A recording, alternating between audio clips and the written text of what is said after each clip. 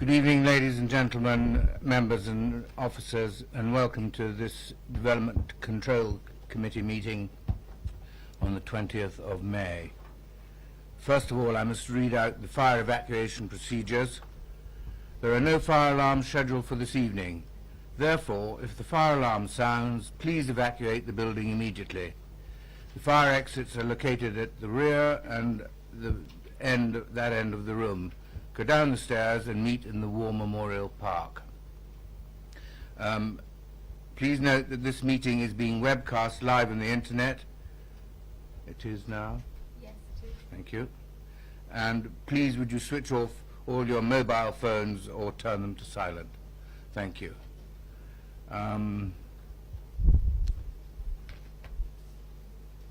For the benefit of the members of the public attending, I want to explain who everybody is round this table. My name is Councillor Donald Sherlock. I'm the chairman of this committee. Down the sides of the table to the left and right are councillors who sit on this committee and who will be making the decisions of the applications this evening. Immediately to my left and right are the officers who will be advising councillors. In addition, I would like to explain that the Development Control Committee is a regulatory committee and not a political meeting. The committee will be looking at the evidence brought before it tonight and will make a decision based on planning reasons. We are guided by national and local planning guidance and policy, and I understand that planning can be emotive, and I ask that everyone remains polite, professional throughout the evening, and that there are no interjections, barracking, cheering or booing. And the reason for that is simple, is so that everybody can hear what's being said. May I ask all speakers, including visiting members, to speak clearly and to return to their seats once their presentation is complete. No further dialogue between members of the committee and speakers will be permitted once questioning has finished. And finally, may I ask all committee members to avoid repetition and ask members to keep any comments on each item to a maximum of 4 minutes. Thank you. Now, apologies for absence and substitutions. I have Councillor Leeks in place of Councillor Court and Councillor Pearce in place of Councillor Mrs. Frankham. And that, no other. Are there any declarations of interest? No. Thank you. I have no urgent matters, so I move on to the minutes of the committee meeting held on the 22nd of April. Do I have your agreement to sign these? And may I have, we have to appoint a vice chairman. Thank you. Thank you. So, David Leeks. Is it agreed? Agreed, members? Thank you.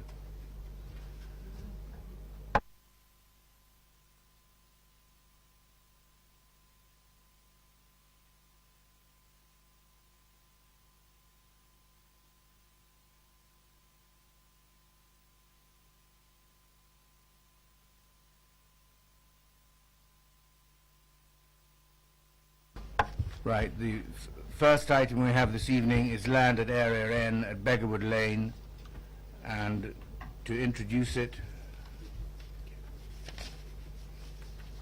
is Lisa Suden. Can you do that?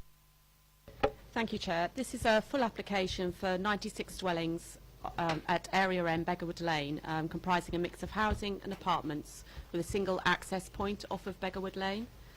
The site lies within the settlement policy boundary and falls primarily within defined employment area as set out in the existing adopted local plan. Saved policy EC2 of the local plan allows for alternative uses of employment land where it would not harm the operation of the local economy. The planning framework also encourages the release of such employment land where there is no reasonable prospect of the site being used for that purpose, and advises planning authorities to normally approve planning applications for the change to residential use where there is an identified need for additional housing in that area. The Council does not have a 5-year housing land supply. In addition, the emerging local plan proposes to remove the site as a designated employment area, and this is supported by the Council's Employment Land Review, which has been prepared as part of the evidence base for the emerging local plan. The principal and detailed design and layout matters are considered acceptable, and overall the scheme is considered to be a sustainable form of development. Draw members' attention to the update paper. The notes made from the viewing panel are set out therein. There are also a number of amendments to some of the conditions, together with additional conditions proposed by the tree officer. The recommendation has been updated from that within the main paper to reflect the end of the consultation period with regards to the amended plans consultation, and with a further additional requirement to be secured by the Section 106 agreement to those matters already set out in the main paper, which requires a variation to a previous agreement attached to an outline planning permission for the wider redevelopment of the Beggarwood area. And this will allow residential development to take place on land formally identified as employment use. Thank you, Lisa. Now I have various speakers. For the Parish Council, I have Julian Jones. For the objectors, Mr. Beavers. In support, Susie Hartus, James McConnell, Jeff Pixley and Alex Silver. And 2 ward councillors, Mrs. Reid and Miss Bean. And we'll start off with Julian Jones, please, from Dummer Parish.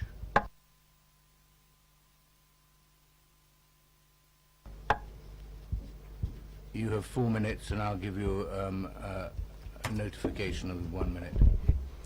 Okay. Thank you, Chair and Committee, for allowing me to address you this evening. My points really are points that largely the viewing committee will have seen, but those who weren't there won't have. This Beggarwood and Hatchwarren have, according to the 2011 census, the highest level of car usage for travelling to work. So there will be a large amount of travel, and the cumulative effect in this area will be increased by the fact that to the south, well, below this in Longwood Copse Lane, there'll be 57 new houses being built, and so there'll be additional traffic from them. And on the opposite side, if we go to the top of this, to the northwest, there are 310 houses in Kennel Farm. And the points I really wanted to raise were that the children coming from the Kennel Farm site, the 310 houses there, if they go to the Brighton Hill or Richard Allworth School, the likelihood is that they'll catch the 12 bus at the Co-op, so that's on the right of the site there, and so they will walk across there will be new linked lights on the A30 and a new light controlled pedestrian crossing more or less where you see the break in the central reservation. And so the children will walk across there towards the Co-op and pass in front of the proposed access to this site. Obviously the drivers travelling to work, and as I say, the vast majority will travel by car, will be looking to their right to see the traffic coming out of Beggarwood. The children will be approaching from the left. So my main concern is that that junction should be designed with that in mind so that it is safe for those children.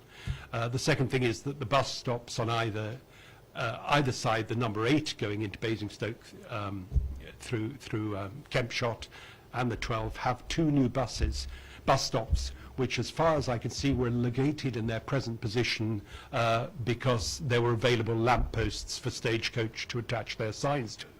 I'd like a review of the position of those bus stops, and particularly that they're made accessible. At the moment, the number 8 bus does have some tarmac, but basically there should be a proper tarmac area for wheelchair access and raised curbs. On the one for the 12 bus, on the opposite side from this development, only has grass and no raised curbs. So I would like to see proper, I believe that is included in the applicant's proposals, but that must be done. The final point is the point raised in the amendments here. Firstly, I guess I should point out that it's in fact down street Dummer that I'm asking for the cycle track. Basically there is if we can go back maybe to the site plan, going towards Dummer, there is a footpath that runs down from the bottom corner of that and down Longwood Copse Lane, which leads to this second development site. It then crosses the M3. 1 minute to go. Yeah. It then crosses the M3, passing an employment site where an insurance company works and an IT company, and then continues to just south of the M3 Junction 7, where there's an employment site that employs over 100 people. That's it's 2,000 metres from this site, and so represents some of the closest employment. The national planning policy encourages sustainable transport. If this footpath and cycle route were improved, it only has about 300 yards actually that isn't metalled already. That would provide a footpath and cycle track to that employment, and also for the recreational use to get to the footpath south of the motorway and to the Queen Inn at Dummer. 5 seconds to go. Thank you. any Wait a minute. Right, members, any questions for Mr. Jones? No? Right, thank you. Next, Paul Beavers, please.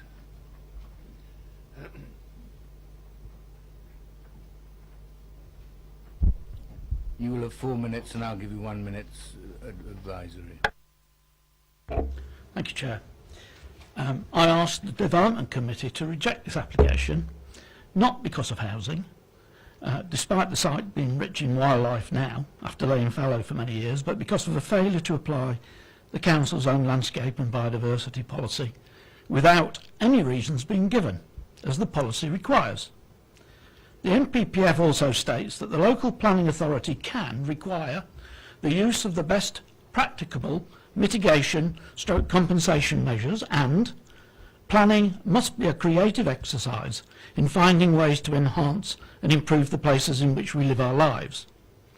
So why hasn't the planning department applied policy or good planning principles? The value of the minimum 20-metre woodland buffer outside of any development is to sustain our rapidly disappearing and damaged woodland for wildlife and for people, now and for the future. It is time those elements were treated as importantly as others. I remain unconvinced that officers grasp this yet. The woodland on Area N is part of a continuum, bisected by roads.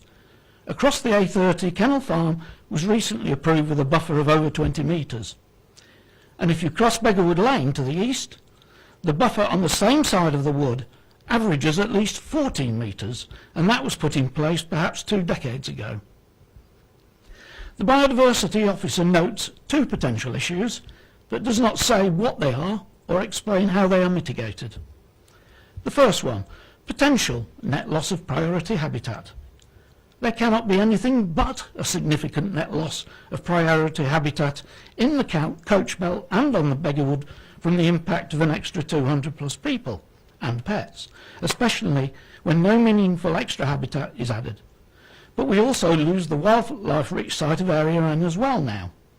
Constant habitat attrition and failure to take action to reverse losses and reconnect our people with nature defines our borough. 2. Potentially inadequate buffering of woodland habitat. A predominantly 5-metre buffer, as I perceive it, will not prevent ingress to the wood from along its length or disperse compacting of ground, root and plant damaging footfall. Mature beech will have a canopy of 10 to 12 metres or more, shading out summer plants and overhanging polluting traffic. Root damage and then disease increases the risks of trees being felled when they reach an age of greatest value to wildlife. National policy encourages native woodland enhancement, e.g. beech, but there's no opportunity for beech addition with a 5-metre or even 10-metre buffer, and little enough with a 20-metre buffer.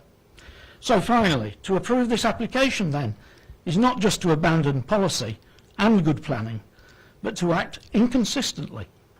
How then can a buffer we suspect would be mostly nearer 5 than 10 metres receive the approval of this committee? Thank you. Thank you, Mr. Beavers. Members, any questions for Mr. Beavers? No? Okay, thank you. Next, I have Susie Hartus, James McConnell, Jeff Pixley and Alex Silver.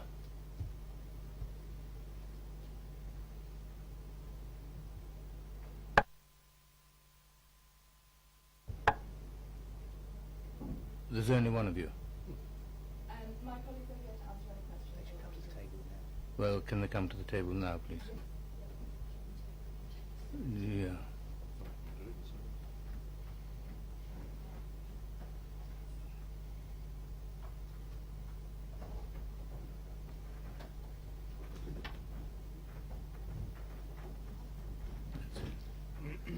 Okay, thank you. You have 4 minutes, and I'll give you 1 minute's warning.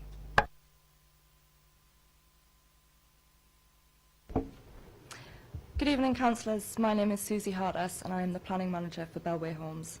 The proposals before you have been prepared jointly between Bellway Homes and Granger. The site lies within the settlement boundary of Basingstoke urban area, forming part of the wider Beggarwood development. It has been allocated for employment development for more than a decade, but remains undeveloped, with a previous planning permission for employment development now lapsed. This employment designation is now proposed to be removed in the new local plan. However, following the submission of robust marketing evidence, officers have agreed that the proposals meet the Council's current adopted standards and that the principle of development of this land is sound. 96 dwellings are proposed with a mix of apartments and housing. 40% of the units are affordable, in line with the Council's policies. We've demonstrated that the highway network has capacity to accommodate traffic generated by the development, and the access to the site has been subject to a road safety audit. Car parking is provided in excess of the Council standards at 202 spaces compared to the 188 required by policy. There are 2 conditions relating to new bus stop provision and a realigned access road into the development. The development has been carefully designed to ensure that the Coach Road tree belt is protected and its long-term retention safeguarded. Policy requires that there will be no undue harm to the tree belt and its associated ecology from pressure to fell or through fly tipping and pollution.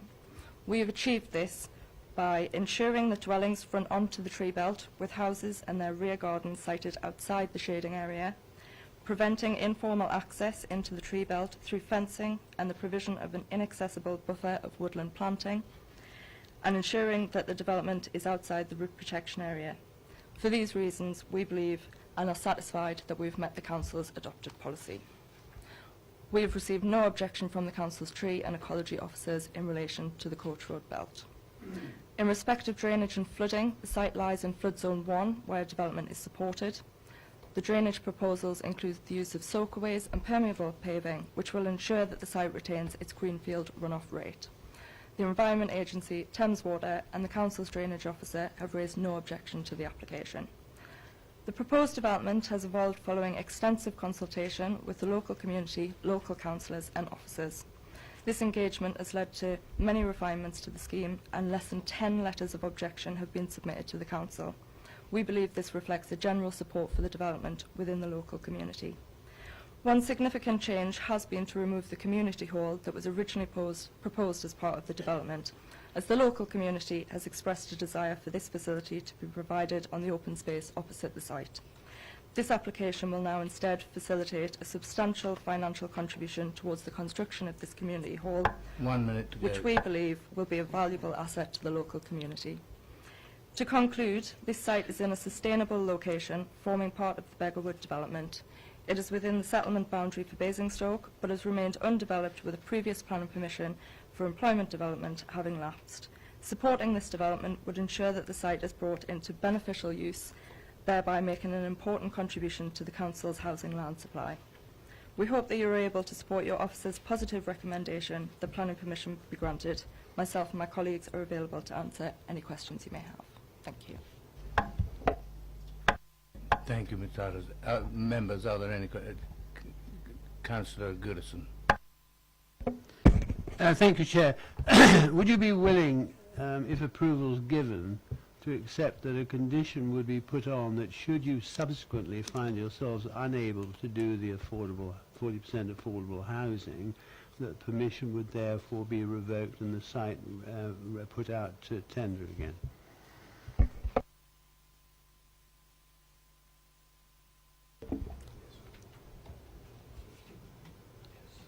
Yes. I don't think that there would be a condition that would apply to that. Yes. I was just hoping to establish the principle that Yeah. this committee would look kindly on permission being given with a 40% affordable housing content, and then we subsequently find that for financial reasons or whatever, this is not going to happen. My own personal view is that in such circumstances the approval should be cancelled.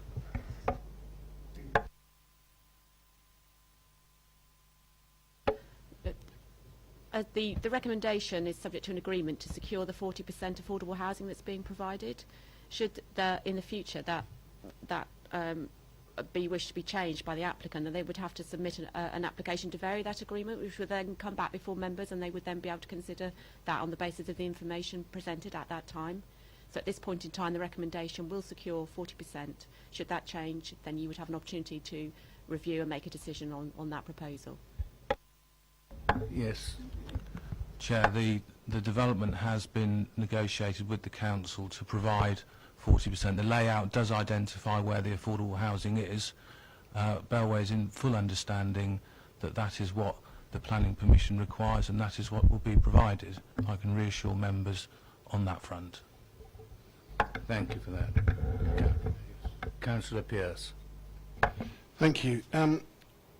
Under your Section 106 agreement, it talks about education provision, and Hampshire County Council have advised a review of school place planning areas and pupil forecasts for Basingstoke have showed that in relation to this development there is no longer a requirement to provide a contribution to primary school infrastructure, as there are sufficient pupil places forecast to be available to meet the expected pupil yield from this development. Therefore, no education contribution is sought. I'm sure you did consult with Hampshire County Council. That's not my understanding of the position of primary school places available in Hampshire and in Basingstoke in particular. In fact, we're talking already about a number of smaller schools, as I understand it, being provided. There is one primary school up at that end of the borough. Are you saying you won't consider constructing a new school there just because Hampshire County Council said there's no need for it? Sorry. In terms of the capacity of the local schools, that's something that was looked at independently by Hampshire, as they always will for these developments. A similar conclusion was made on the development to the south in Longcops Lane, that said there was capacity within the local schools to take the development, and there's certainly no requirement for a development of this size to be providing a new school. And if there wasn't capacity, Hampshire would be asking for the contribution. If we were being asked for the contribution, then we would be providing that. I understand the obligation. Sorry, I understand, Chair, the obligation is not on the developer, but I think we ought to recognise that it's just not true. That schools are full in this area. They're not loads and loads of places, and I think that maybe we ought to refer back to Hampshire and say, why are you saying this when clearly it's difficult? There are considerations of starting to bus pupils from Overton, aren't there, already? So that's the reason I asked the question. Thank you. Councillor Taylor. Thank you.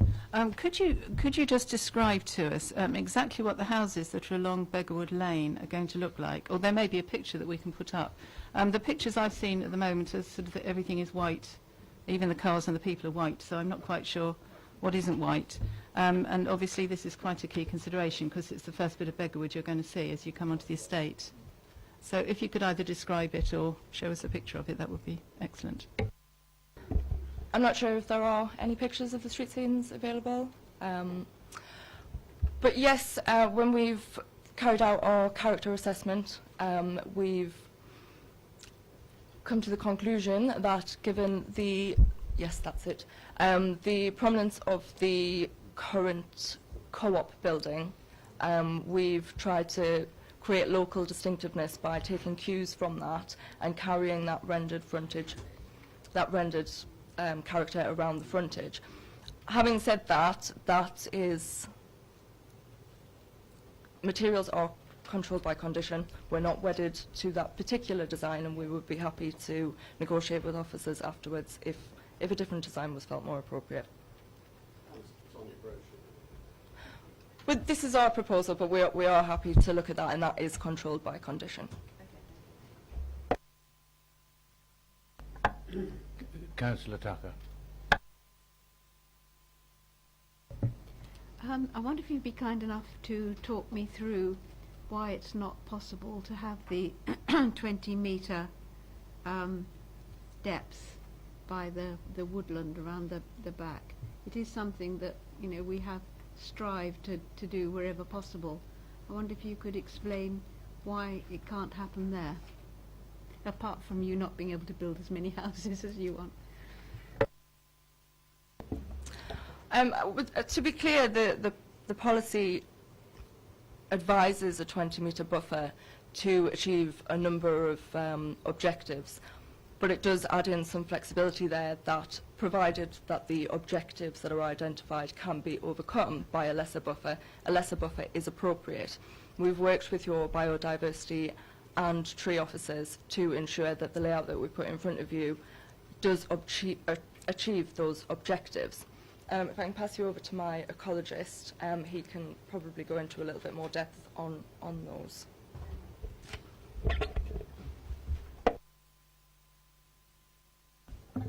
Hello. Yes, we've worked with Ed Rousel and both the arboriculturalists and the landscape designer to come up with a solution that we think still protects and safeguards the coach road belt itself, and represents what I would consider to be sort of current best practice thinking about how to treat a woodland edge along development. So we've got a strip of native shrub planting going in immediately adjacent to the fence line of the coach road belt, which would be between 3 and 4 metres wide. Within that, we've got quite a high proportion of spiny native species, and to basically prevent informal access through into the coach road belt from the development, and also try and address those sort of associated antisocial activities that often come in terms of fly tipping and things like that that can occur. The design also seeks to address that by having a sort of setback of the dwellings from the coach road belt, and also them being overlooked rather than gardens and things backing on to the woodlands, which often promotes sort of tipping of rubbish and things like that into those woodland areas. And we've also looked at the lighting design along the edge that borders the coach road belt as well, to make sure we keep a dark corridor for commuting bats and things in the evenings, to safeguard the ecological integrity of that link that crosses through Beggarwood. So the proposals as they stand at the moment are quite satisfied that they will safeguard the ecological interest that's within the coach road belt as they stand. Thank you. Any more questions? Councillor Potter. If I may, just following what Councillor Tucker has asked, and obviously the response from the applicant, in terms of the notes we have, we obviously have been advised that the Council's biodiversity officer has now considered that the proposal, revised proposal, are acceptable. I mean, you were talking about orientation of the dwellings, landscape treatment. I have to say I didn't quite understand. I mean, in terms of the orientation of the dwellings, I mean, most still will have their rear gardens adjoining the woodland area as far as I can see, or are you saying they're going to be twisted at 90 degrees? Am I misinterpreting that? I mean, what's this orientation change then, please? All of the dwellings that are along the southern boundary of the site, along the coach road belt, they actually front onto the belt. So all rear gardens are on the other side of the house to the coach road belt.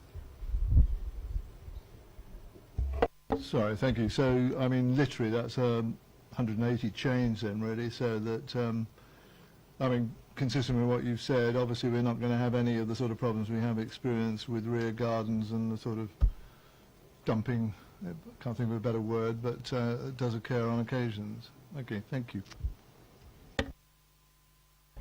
Any more questions?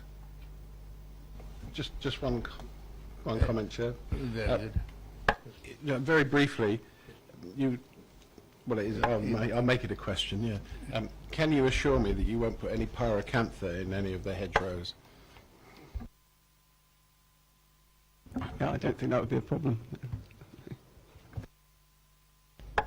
Right, thank you all very much. Now, Councillor Mrs. Reid, followed by Councillor Mrs. Bean. Miss Bean.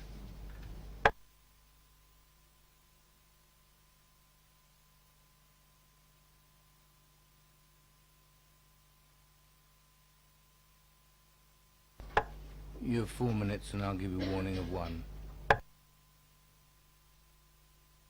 Thank you, Chair. Good evening, Chair. Good evening, members. I'd like to thank committee for considering this evening, and also thank the viewing panel for coming out on Friday morning as well to have a look at the site. I just have a number of points that I would ask committee to consider during your deliberations on this application, please. First of all, to refer to the buffer again, members will know and remember that we had a very long process of considering and enshrining the 20-metre buffer, which went through various committees. It must be 2 years ago now, I think, because it went through H&E when we had H&E and various other committees. It was considered at great length by members. It was very important to members that we did take on board the 20 metres. I would ask, therefore, you look at this again, especially as where we're talking about in Beggarwood is an area that has had a number of problems because of houses built too close to the tree belt. Next point would be highways. The very original public consultations that were held by the developers in the first application that they put together, so that would have been 5 years ago, I think, there was much support for the early plans that they were discussing, much support from the public in terms of taking out the build-out as you enter Beggarwood. And I know those in the viewing panel who came will have seen that. It's considered very dangerous and it's very unpopular with local residents, and they were very keen to see it removed as part of the general sort of highways realignment with the new development going in. Now, I understand from the developers that they've had advice from highway officers to take it out. I would ask whether there is any chance of looking at this again, because this is obviously probably the best and only opportunity to take that out and to redesign that road as you come into Beggarwood.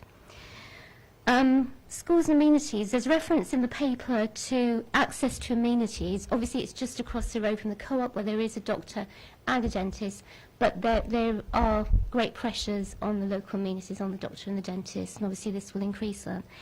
And schools in particular, to pick up Councillor Pearce's point, I would agree with Councillor Pearce. I see no evidence, whatever Hampshire have said, that actually there is capacity in the local schools. And I do wonder why we're not asking for some kind of contribution to school places with this application. I believe that Hatchwarren Infants, which would actually be the catchment infant school for this area, for Beggarwood, was fully subscribed in September. There is St Mark's, which is slightly closer in Hatchwarren, but there's still a fair distance, both of them. And there are pressures on all the schools locally, as evidenced also by the Kennel Farm application, which many members will know when it came to appeal last year, I think it was. Hampshire were talking about busing the pupils who will be at Kennel Farm to Parkview, because there isn't capacity in the local schools. So I would ask that you look at that. Thank you.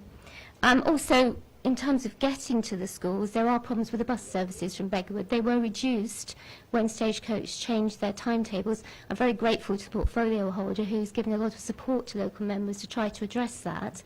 But it is still fairly difficult to get from Beggarwood to Hatchwarren and to get there on time for school as well. And then finally, very quickly, I also have some concerns about the rendered finish. Those of you who were there on Friday will have seen the finish on the co-op shop. I understand why the developers would like it to match, but there have actually been a lot of problems with that finish, and it's had to be repaired and redone, and it was pretty green and mouldy and unpleasant. So I would ask that you look at that as well. Thank you. Thank you, Councillor. Any questions for Councillor Reid? Okay, thank you very much. Councillor Miss Bean.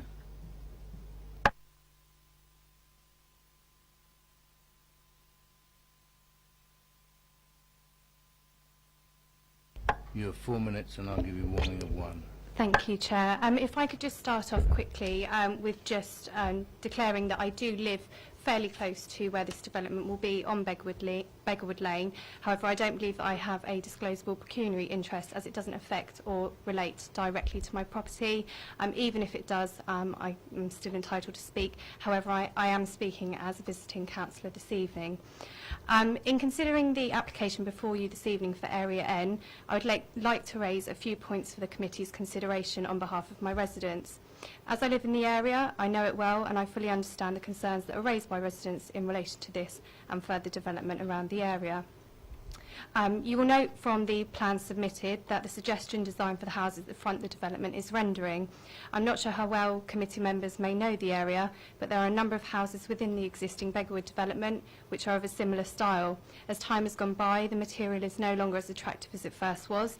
It is higher maintenance and can appear to look quite dirty. I would certainly be concerned about this material being used for the homes at the forefront of the whole Beggarwood development if they are not maintained correctly and appropriately. It is noted also, as Councillor Pearce has already brought up within the report, that no financial contribution is being sought for education, as it states there are enough spaces at existing schools to cater for children in this development. I would just like to point out that there are record numbers of children requiring school places, with many schools at capacity, and with proposed future development and parents having to travel further and further to send their children to a local school, I find this quite surprising and concerning. A number of residents have raised quite specific concerns around traffic management. There is a traffic calming island that is very close to the proposed development. Beggarwood Lane is arguably an already very dangerous piece of road which has a number of sharp bends. Residents are concerned that additional traffic from this development will only add to the problem of people speeding and taking unnecessary risky manoeuvres around the islands.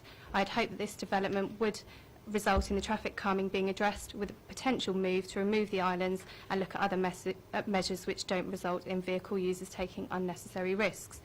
I would like to thank the applicants in terms of parking provision.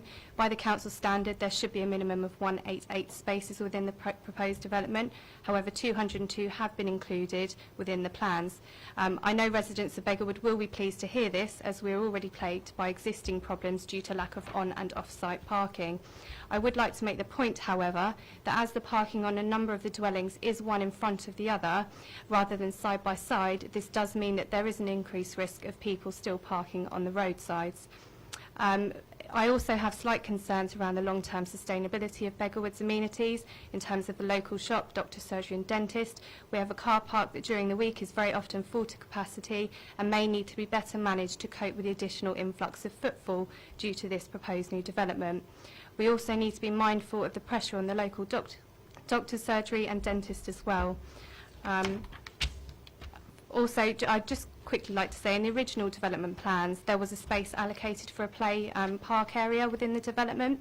This has since been removed, as there are already a number of facilities within the existing development. Whilst this may be the case, 1 minute to go. Thank you. It was referenced that Area N is very close, within very close proximity of Beggarwood Park, which negated the need for another park. I would like to point out to the committee that the play equipment in this area is only suitable for children over the age, I would say, of at least 5 and 6. Although I believe official plans stated age 8, and I can say this as someone who regularly uses this park. I'm aware that some funding will be secured from the development to go towards existing facilities. It may be something we need to look at further in terms of more equipment for the younger age groups that the park does not cater for presently. And I think that's all, Chair. Thank you. Thank you very much, Councillor. Any questions for Councillor Ms Bean? Members? All right, thank you very much.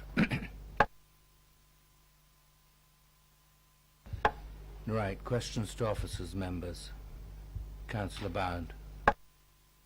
Thank you, Chair. I'm referring to page 19 of 100, and it's to do with the parking. I appreciate that more parking has been provided than is absolutely necessary. However, I'm a bit perplexed by sentences that say the applicant suggested that double yellow lines could be implemented to resolve this. I mean, it hasn't even been constructed, and yet there's already a thought that presumably the roads, or the position of the roads, or the bends in the roads or something, If people park on the roads, which is likely, it's going to cause trouble for large vehicles. Would the highways officers like to comment on this, please?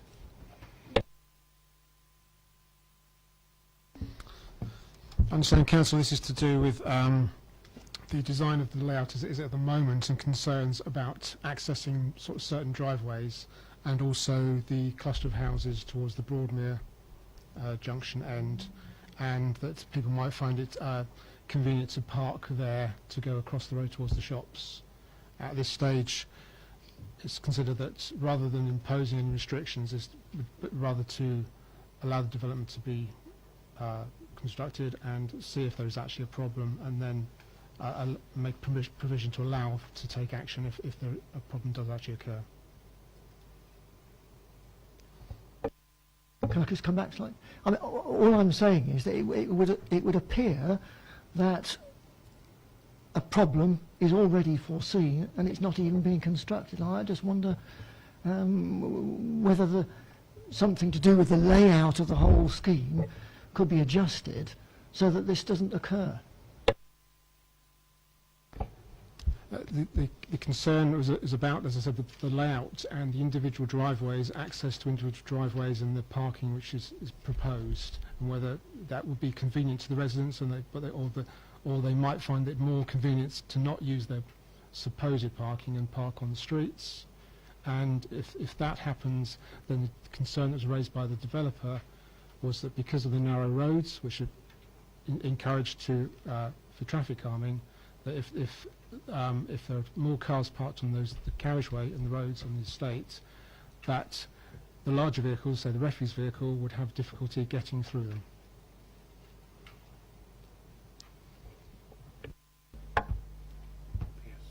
Councillor Pearce. Thank you, Chair. Yeah, it's really following on from that.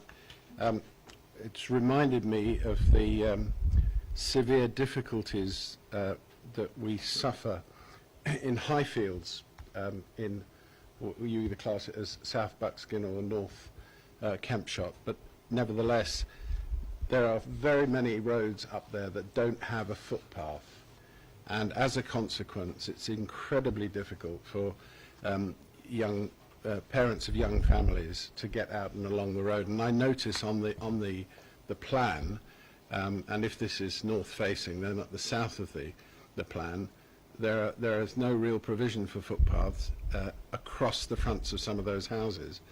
And I think that officers ought to take that into account and make absolutely sure that there are proper footpaths for the residents to use, because it is catastrophic out in Highlands at a weekend. There's nowhere for people to park their cars, even if they use their garage. Happy to lend you this copy if you haven't got one in front of you. Oh, there we are. It's in colour. Yes, the bottom end there don't appear to be, and on the left-hand side there, there don't appear to be provisions for footpaths. Well, there aren't. Councillor, the advice there I can give is that it will be up to the developer whether they want to offer the road for adoption. It could remain as a private road, and under the design standards you could have a shared surface where the pedestrians and vehicles occupy the same surface and share it, where there would be no footways at all. Hampshire County Council's standards are on a standard road, you only require a footway on one side of the road. Thank you for telling me exactly what the position is. In Highfields there are no footpaths on both sides of the road, and people have to drag their pushchairs at weekends across other people's gardens in order to get out. It's an unsatisfactory plan, and what I'm saying is that I want to see the developers put footpaths in so that people with families can get around the estate properly. Thank you. Councillor Osselton.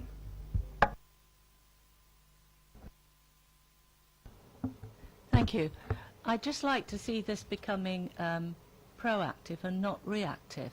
I agree with Councillor Pearce with what he's saying. That's a very narrow road, and if you're putting double yellow lines down there now, people just don't take any notice of them.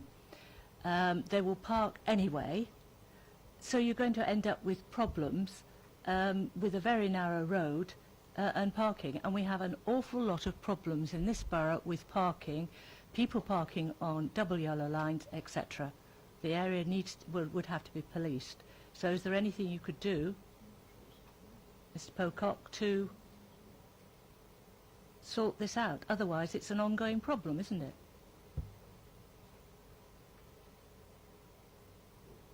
Sorry. As I said before, to the other Councillor Pearce, it will be up to the developer whether they want to offer the road for adoption. They could keep it as a private road. In that case, as long as the refuse vehicle can get through it, that would be acceptable. And the current standards as regards the minimum width of roads is 4.8 metres, and this is what it's designed to. So, simple answer to your question, no, there's no extra requirement asking the developer to provide larger roads.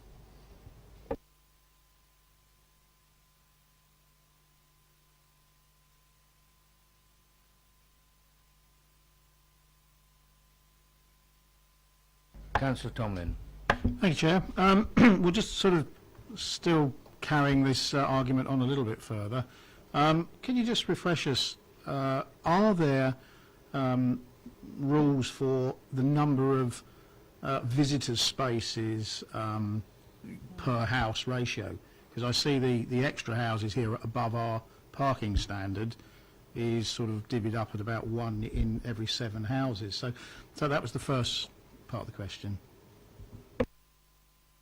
Simple answer for that one, Councillor. In the parking standards, it's 1/4 of a space per dwelling, extra for visitors.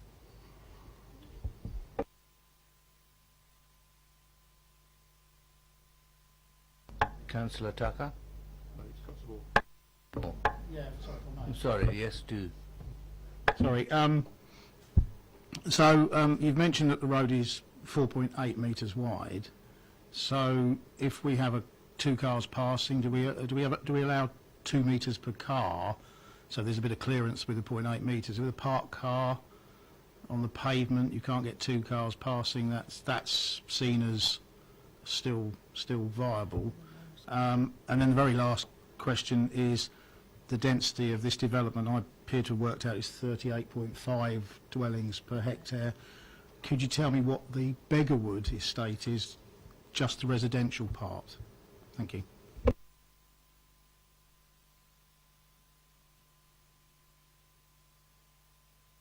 Sorry, Councillor, can you just...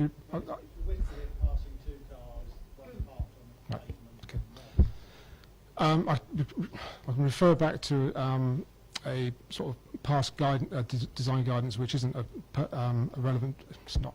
It's been superseded, but it's the Design Bulletin 32. There's references in there to a 4.1 metres being the minimum width for 2 cars to pass.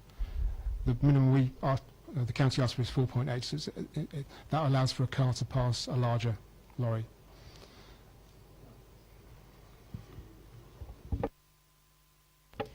With regard to your second question on density, we don't have that information to hand, so that would take us some amount of time to get that together.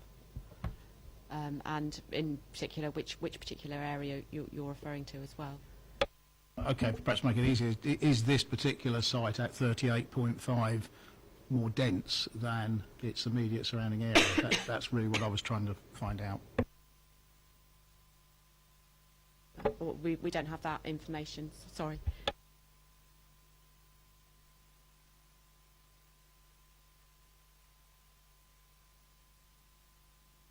Councillor Tucker. Can I bother the highways once again? Sorry about this. I was quite interested in the paragraph on page 19 regarding the actual parking provision per house, and how if they're one behind the other and the width, there isn't enough width, you say, for, is it bicycles or bins and things to go beside them. And if that's the case, where I can foresee quite a mess in the people's front gardens, which, if I read the plans correctly, that will be the front gardens which will be onto the main road, which will not be very pretty if people are backing in and out with their cars and just in order to get bikes or bins past, and it doesn't look terribly practical. I wondered if you could comment on that. That is the concern, that typically a car is about 2 metres wide when you allow for the wing mirrors as well. So if you've got a 3 metre wide driveway and say that you're going to park your car so that both the driver and the passenger can get out, then it's going to be parked roughly in the middle of the driveway. You've got half a metre or less to each side of the car, which is narrower than our wheeled bins. So yes, this is the concern we have expressed, is that consequently people either have to move the vehicles or they leave the bins at the fronts of the houses rather than the back, which is sort of more, we're more aware of it with recent designs where there's this trend towards the garages being put at the backs of driveways in the back garden areas, where people are having to get past the parked cars to get to the bicycles and bins. And the cars that are being built these days are more bulbous, aren't they, which doesn't help. I just foresee that we might finish up with a whole lot of concrete in the front there, with people just parking their cars so that they can get in and out with everything else. It just worries me as a design thing. I actually do have other questions, but not necessarily for highways, you'll be pleased to know. Can I ask about broadband? How that's been included in this? In the next item further on, it's been included in the recommendations, etc. But there's no mention of broadband. Is that not thought to be important? It's not been secured under this application.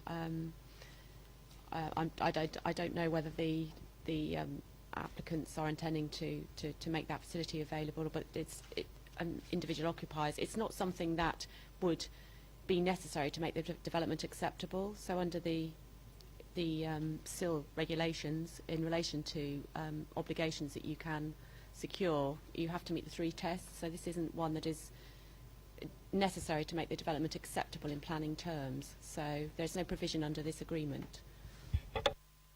I think just to assist in terms of the consistency with the, I appreciate there's a second item tonight where broadband is mentioned. I think that's where it's right that broadband in itself is effectively very difficult to secure under the SIL regulations now they've changed. So I think in reality the broadband clause that's referred to in item 2 is probably an error, and actually broadband now is not possible to secure under the section 106 requirements. So I don't think there's a policy position that we could reasonably utilise in the current position. If developers then choose to obviously install broadband, then that would be another matter, but there's no planning policy that we can hang that on, if you like, at this moment in time.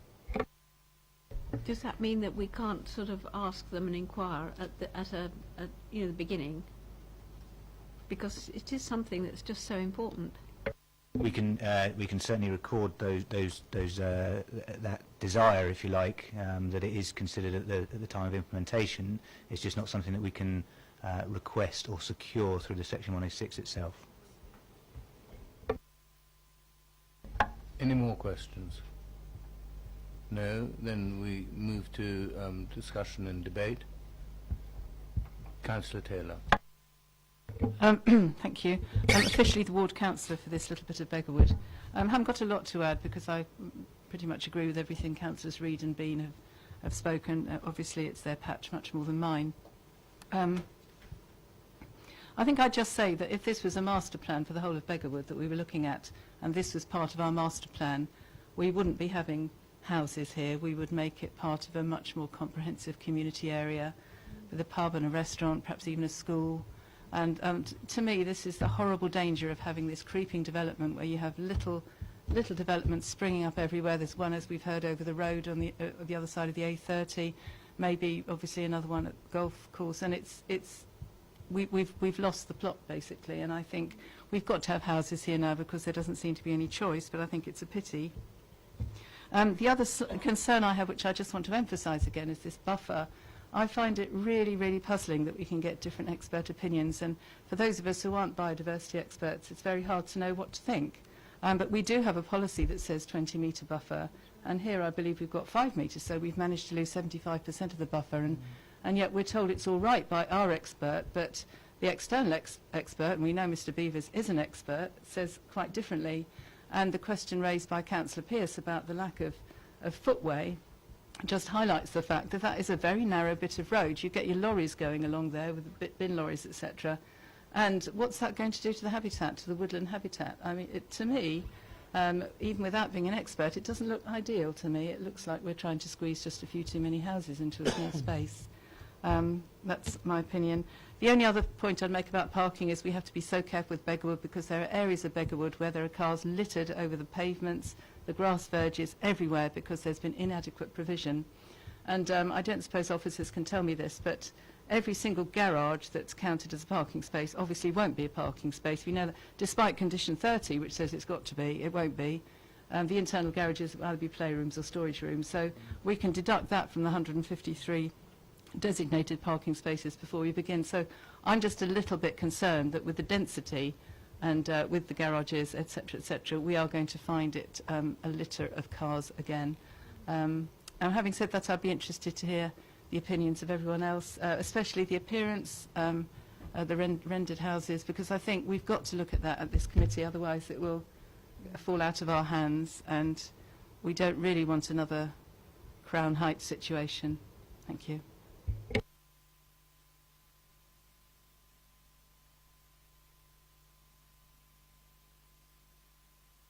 Chairman, just if I can assist on the final point at all in terms of the render, there is a condition that requires details of materials to be submitted, and hopefully this will assist the committee on other schemes that the committee has dealt with where there's a particular issue about materials and a particular approach that members would wish to see through the final details and conditions.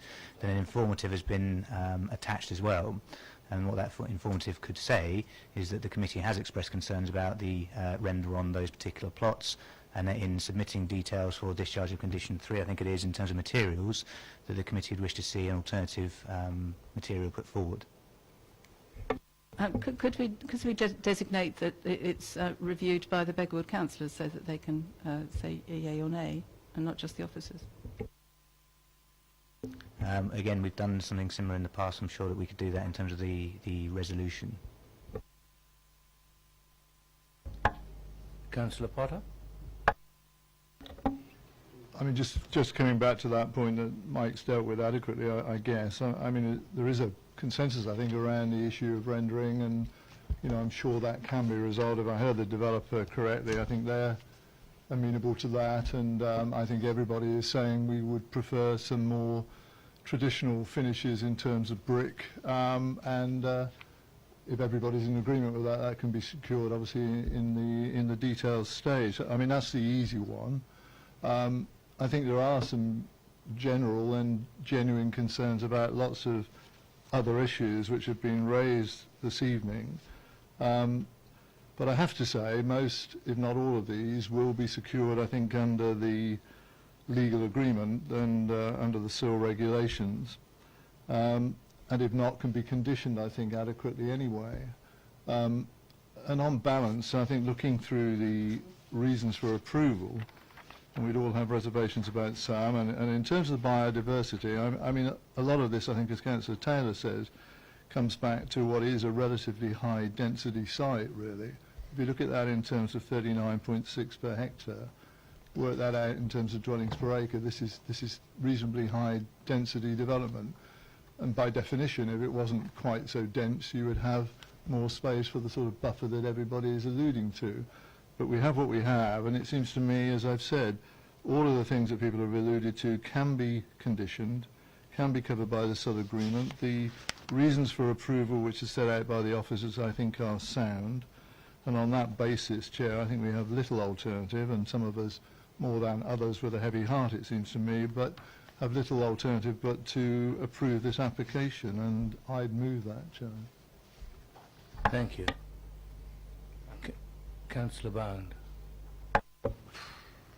Yeah, I mean, I would agree with what Councillor Potter has just said, but I still come back to the point that I tried to make with the highways officer earlier, but it applies to the scheme in general. I have a lot of difficulty with agreeing with a planning application that comes forward that has already got built-in problems to it. And I think it probably comes down to the density, as Councillor Potter has just mentioned, the density of the build on the site. And although I would like to think in terms of not approving it, I would reluctantly second the move. Thank you. Councillor Tucker. Thank you. I wonder, the parish council and also our visiting local councillors did mention the bus stops and also the highway problem of the, can't remember what it's called, is it a pad? I don't know. Yeah, build-up, yeah. And I just wondered if those are being taken on board, because I think most of us would be in agreement with that.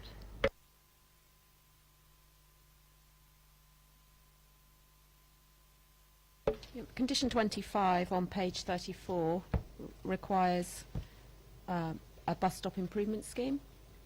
So that will be information to be provided regarding improved waiting facilities, etc., for the various bus stop points located in and around the areas mentioned within that condition.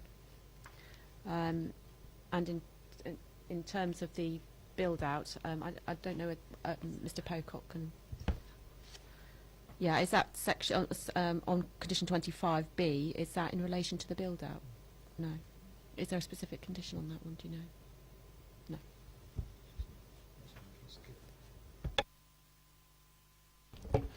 No. Conditions, Lisa got to it before myself, but the condition 25 was intended to cover the highway works, which were, my colleague had already picked up as well, that the bus stops seem to be in illogical places, and there aren't sort of tarmacked areas for passengers, there are no shelters. So that's part of the reason for that condition. The second part was to revise the actual existing entrance into the site, and that was we looked at. As regards the island, I understand there were some discussions at a very early stage, and after, as a consequence of those discussions, they decided to retain the islands.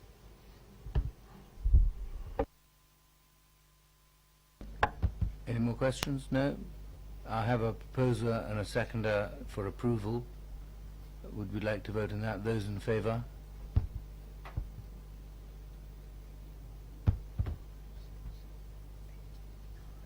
Those against? Abstaining? Thank you. The motion is carried.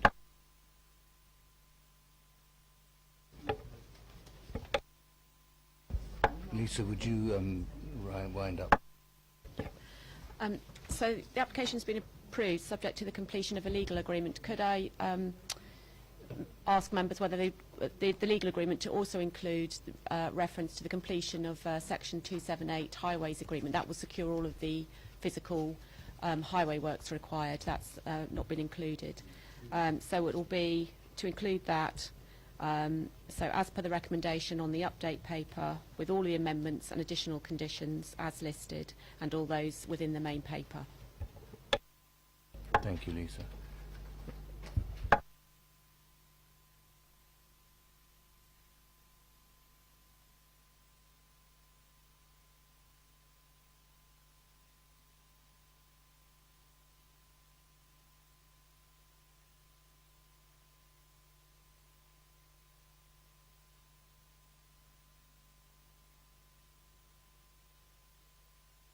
Right, now we move to item 2, which is Orham and Crockford Lane, and this is an outline planning application, and it will be presented by Sue Tarvett. And speaking, I have David Thornton from Chinham Parish Council, Tony Durrant from Bramley Parish Council, objectors Mr. Bailey and Mr. Bierman, in support Mr. Rees and Mr. Wall, and the ward councillors, Councillor Miller and Councillor Mrs. Bowyer, will be speaking.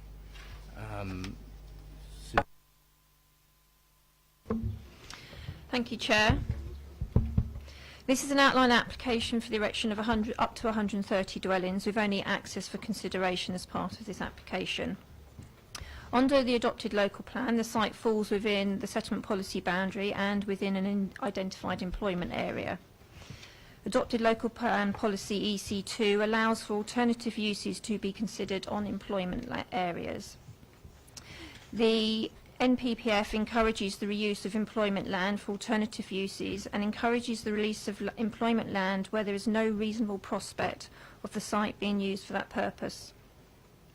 The NPPF also states that the local planning authorities should normally approve planning applications for change of use to residential use where there is an identified need for additional housing, provided there are no strong economic reasons why such development would be inappropriate. The Employment Land Review in February 2014, which was reported to councillors at a series of meetings in late 2013 and early 2014, recommends redrawing the employment area boundary so that the site is excluded. The Employment Land Review did not require the land to be retained for employment use. As councillors are aware, the Borough Council cannot demonstrate a 5-year housing land supply. With regards to the current application, in traffic terms, the county surveyor states that the development would have a modest development impact and a sizable mitigation contribution would be secured. This would mean that, as required by the NPPF, there would be no objection to the proposals on highway grounds because there would be no severe post-mitigation impact. And that's referred to in the update paper.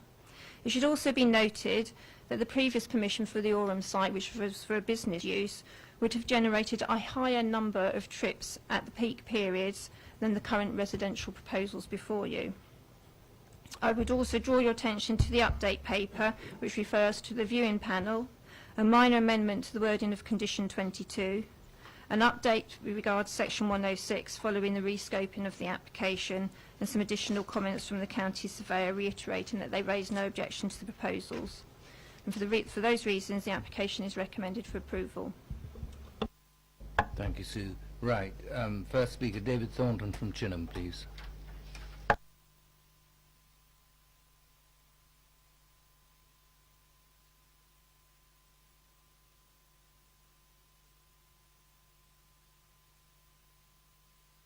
You will have 4 minutes, Mr. Thornton, and I'll give you a minute's notice.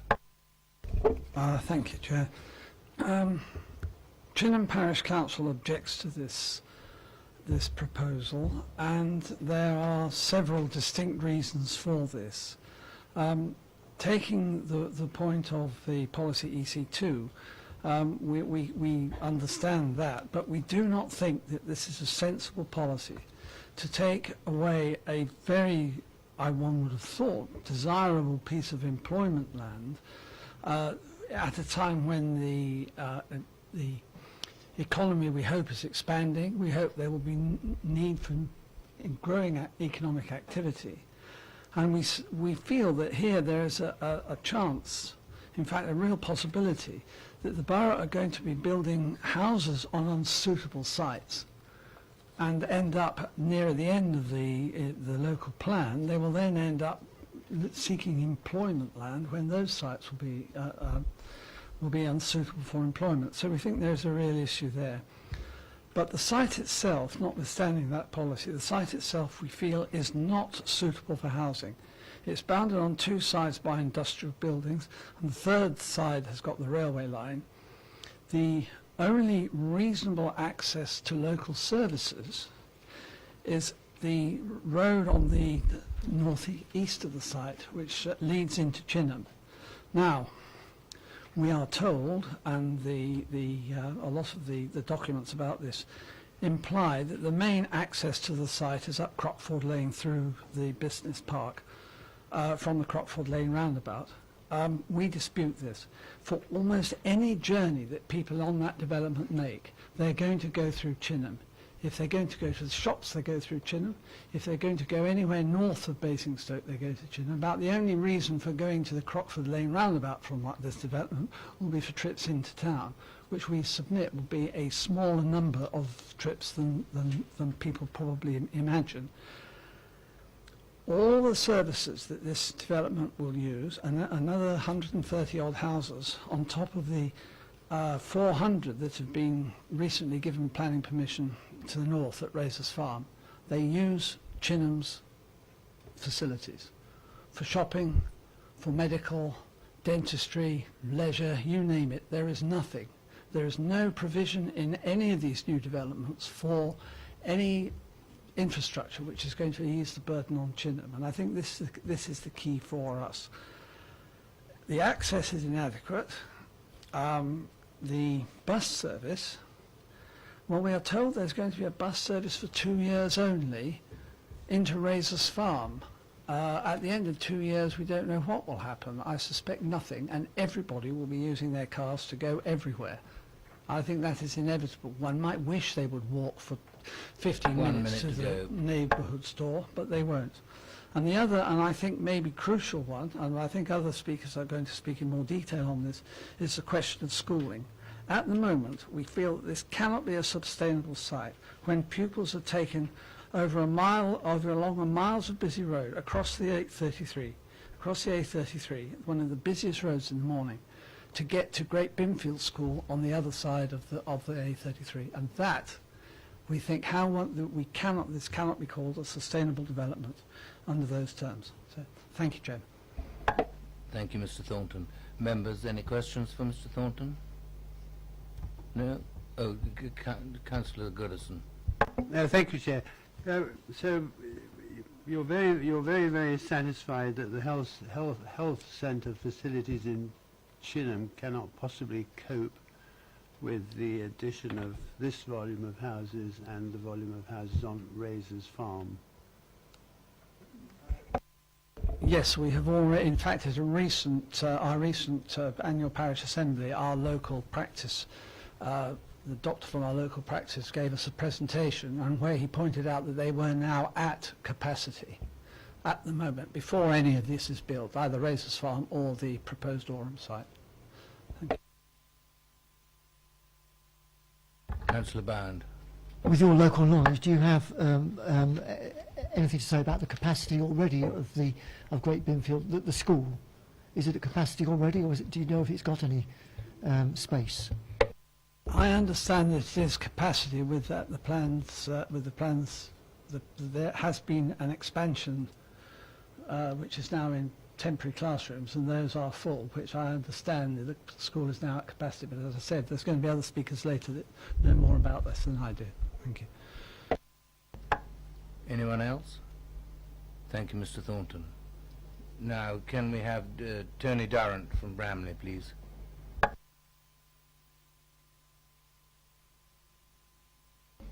You will have 4 minutes, Mr. Durrant, and I'll give you a minute's notice. Right, thank you very much for letting Bramley Parish Council speak at this meeting.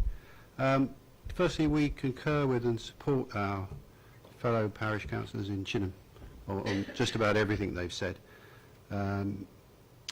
My comments from Bramley are in the documents you have, so I won't spend a lot of time on that. We are opposed to the development of this site. It's to the south, effectively, of the Bramley parish boundary, fairly close to the already approved Razors Farm development. Our concern is that this is infill of what we would call an isolated site rather than development of an enclosed site with good access and good routes to local amenities. The impact on traffic is the one that hits Bramley the most, because where there's a railway station without chargeable parking, commuters will find a way to it. We are already having increasing confrontation and tension between commuters and residents, and Bramley is full thanks to the station from a point of view of parking. So that's our major concern, that with the Razors Farm, Upper Cufford Farm to come, some other things we've taken in Bramley, that this site is just going to add an inordinate amount of transport and traffic into Bramley's problems. We've got Cufford Lane, which goes north from this site, up to the street, C32, which is rural roads, small, minor rural roads, and we really cannot cope anymore with more traffic. That's really all I have to say on the matter, to be honest. Thank you, Mr. Durrant. Any questions for Mr. Durrant? Nope. Thank you very much. May I have Mr. Bailey and Mr. Bierman now, please?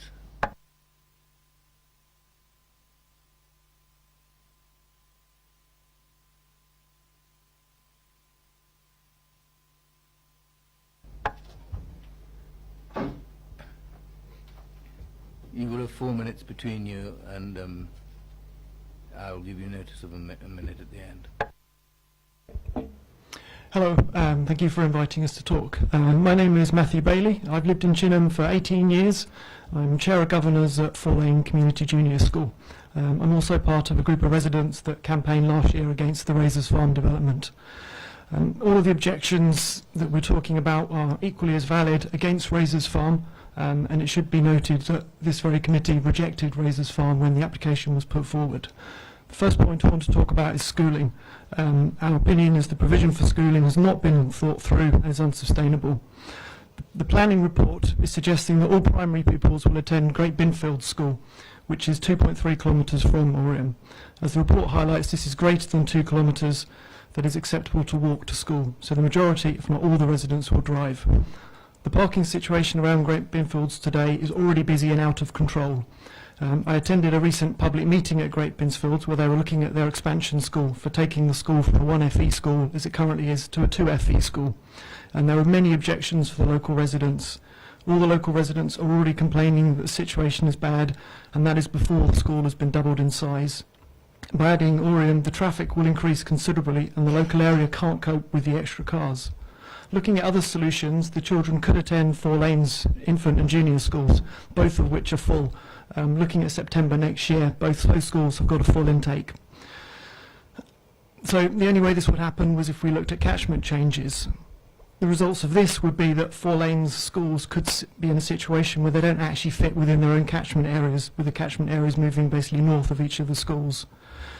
I don't think this would help the traffic situation, because then you would still have a lot of parents with pupils still living in Chinham that will still need to get to Great Binfields, and I believe a number of those would still drive and they wouldn't be able to walk. The local amenities in Chinham are already full. Every resident you talk to will complain about how long it takes to get an appointment at the doctor's or the dentist's surgery. It's already got to the point now where you have to plan ahead for the following week if you're going to be ill, if you want to see your doctor. As for traffic, we already have Bowman Road, Thornhill Way and Handmill Road being used as a rat run for all the traffic entering and leaving the business park, because they're fed up with joining the queues going to the A33 on the Red Man roundabout. Morning and evening traffic on the A33 is regularly at standstill, and this is before we have Razors Farm and Oriam taken into account.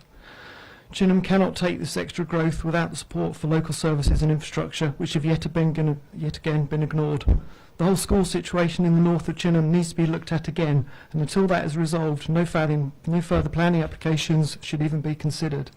It is our view that this is an opportunist planning application that the applicant has put in purely based on the fact that Razors Farm has been approved by the Secretary of State.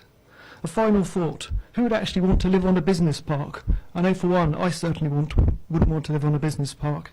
It's the view of the local residents that in Chinham that Oriam should remain as future employment land as specified in the previous approved plan. Thank you. I appreciate that the pressure to approve this planning application is immense, but do we wish to create problems for the future? The draft local plan refers to Cuffold Farm development, which is just to the north of Razors Farm, so you've got this development, Razors Farm, and then Cuffold above it, all of which will require extra schooling provision. And at the moment, as has been said by my previous speakers, they are all in the same mind that it's going to be pressured beyond acceptability. It seems to me from the previous application that there's some disjointed thinking at Hampshire concerning school places and the proper provision for it, because as sure as anything, if one's trying to build a community, one needs the schools all together. Just quickly throwing in, it seems that too much of this development is dependent on Razors Farm coming forward, and if Razors Farm doesn't happen, and it takes a long time to happen, as happened with Taylor's Farm, then lots of the facilities that this is requiring won't be in place. What happens then? Particularly the roads and buses. Thank you. Any questions, members, for either speaker? Councillor Tomlin. Thank you, Chair. Just a question. You could remind me that from knowing your Chinham knowledge, can you tell me the weight limit on the bridge that accesses the site? Started for 10. Sorry, I can't remember it. I think the answer is I can't. You can't, right, okay. Sorry, the weight limit isn't in fact a structural limit. The limit is to prevent heavy vehicles going over the bridge, and so it is a fairly arbitrary one, but it is one that will restrict, as I say, heavy vehicles, so it wouldn't restrict other vehicles. Any other questions? No, thank you both very much then. Right, Mr. Rees and Mr. Wall, please.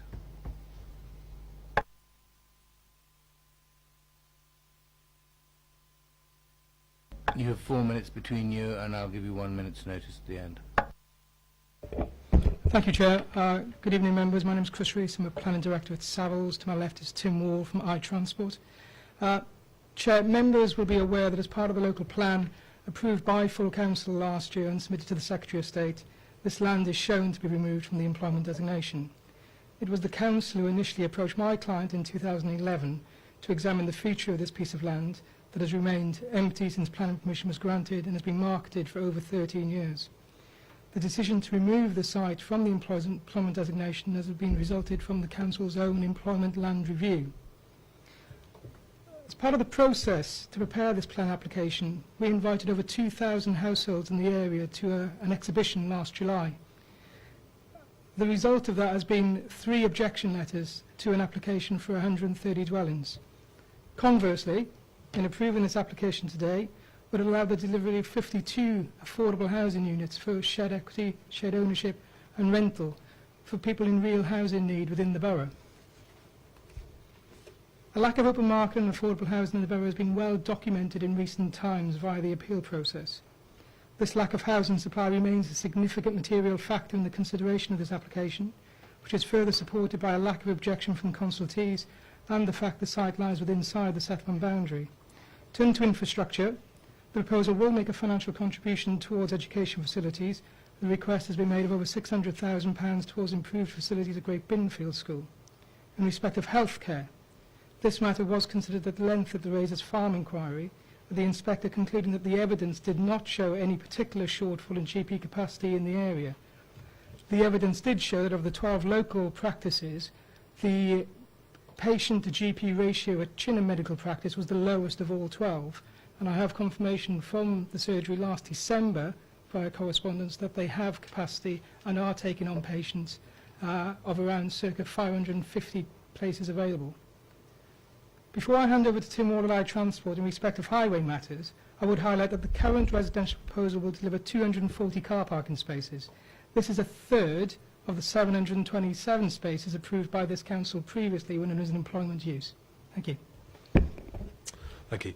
To consider the transport impact of the development, we carried out a full and robust transport assessment which tested the impact of the development against the 3 key tests of the MPPF. So namely, does the site provide safe access for all people? Have opportunities for sustainable travel been taken up? And is there a severe residual cumulative transport impact arising from the development? Now, in respect of those tests, the transport assessment shows that safe access to the site is provided. The development proposes 2 new accesses, as you've seen on the plans in front of you. Both are designed to meet the relevant highway standards. Both are fully agreed with Hampshire County Council's engineers and have been subject to independent safety auditing, which raise no safety concerns. In terms of accessibility, the transport assessment shows that the site is well located to a range of local facilities. That includes local shops, leisure, and particularly the employment facilities, of which a large part of travel will relate. The site therefore offers a realistic choice of travel modes for many everyday journeys, and it's relevant, committee too, that the site is better located to a number of facilities than the Razors Farm site further to the north, which was considered to be sustainable development by the appeal inspector. Turning to traffic impact, following detailed assessment which included considering the cumulative impact of a large number of other permitted development sites, we have assessed the development to fall far short of severe, which is the test in the MPPF, with development adding only around 1% of traffic to the local road network. Furthermore, as Chris has pointed out already, the impact of the site would be far less than the previously permitted use, about 4 times less traffic actually than the business use would have created. Finally, the development, whilst only having a minor impact on the local network, does provide a significant contribution towards local improvements. Hampshire County Council this year are looking to bring forward a large and substantive package of measures on the A33 to improve capacity and to address the infrastructure shortfall that we've heard about already. Lastly, members, I point you to the sheet that you've had as an update today, which reaffirms the County Council, the Highway Authority's position, in that the highway objection is simply untenable against the MPPF requirement to demonstrate a severe post-mitigation impact. We'd ask you members to approve the application. Thank you. Members, questions for Councillor Ossendon? Sorry. Yes, can I ask you, what how are you going to prevent the noise from the railway? You're building on an industrial estate with buildings on one side, the other side, and you've got a busy railway line and trains going through most of the night, could be, with the plans that they're going to increase the haulage rate there with Network Rail, etc. Yes. Yeah. No. Oh, no.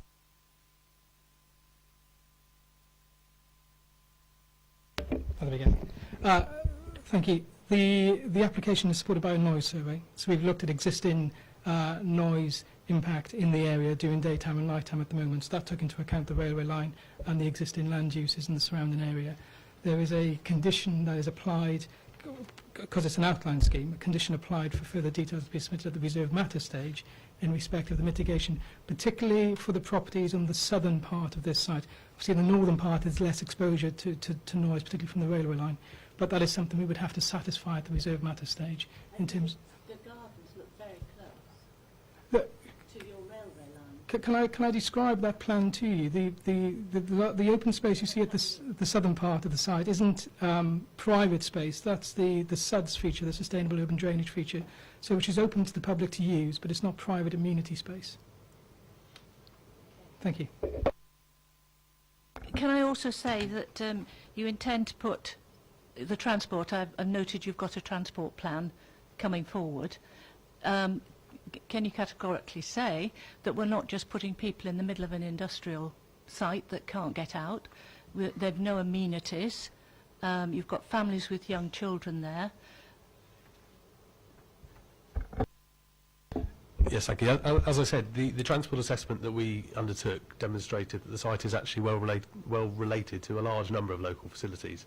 Now, you've obviously got the employment areas within the 2 business parks to the south, which will provide opportunities for people to reach the site to employment. You've got local facilities within Chinham itself, so the shops at Bowman Road, and the leisure facilities too.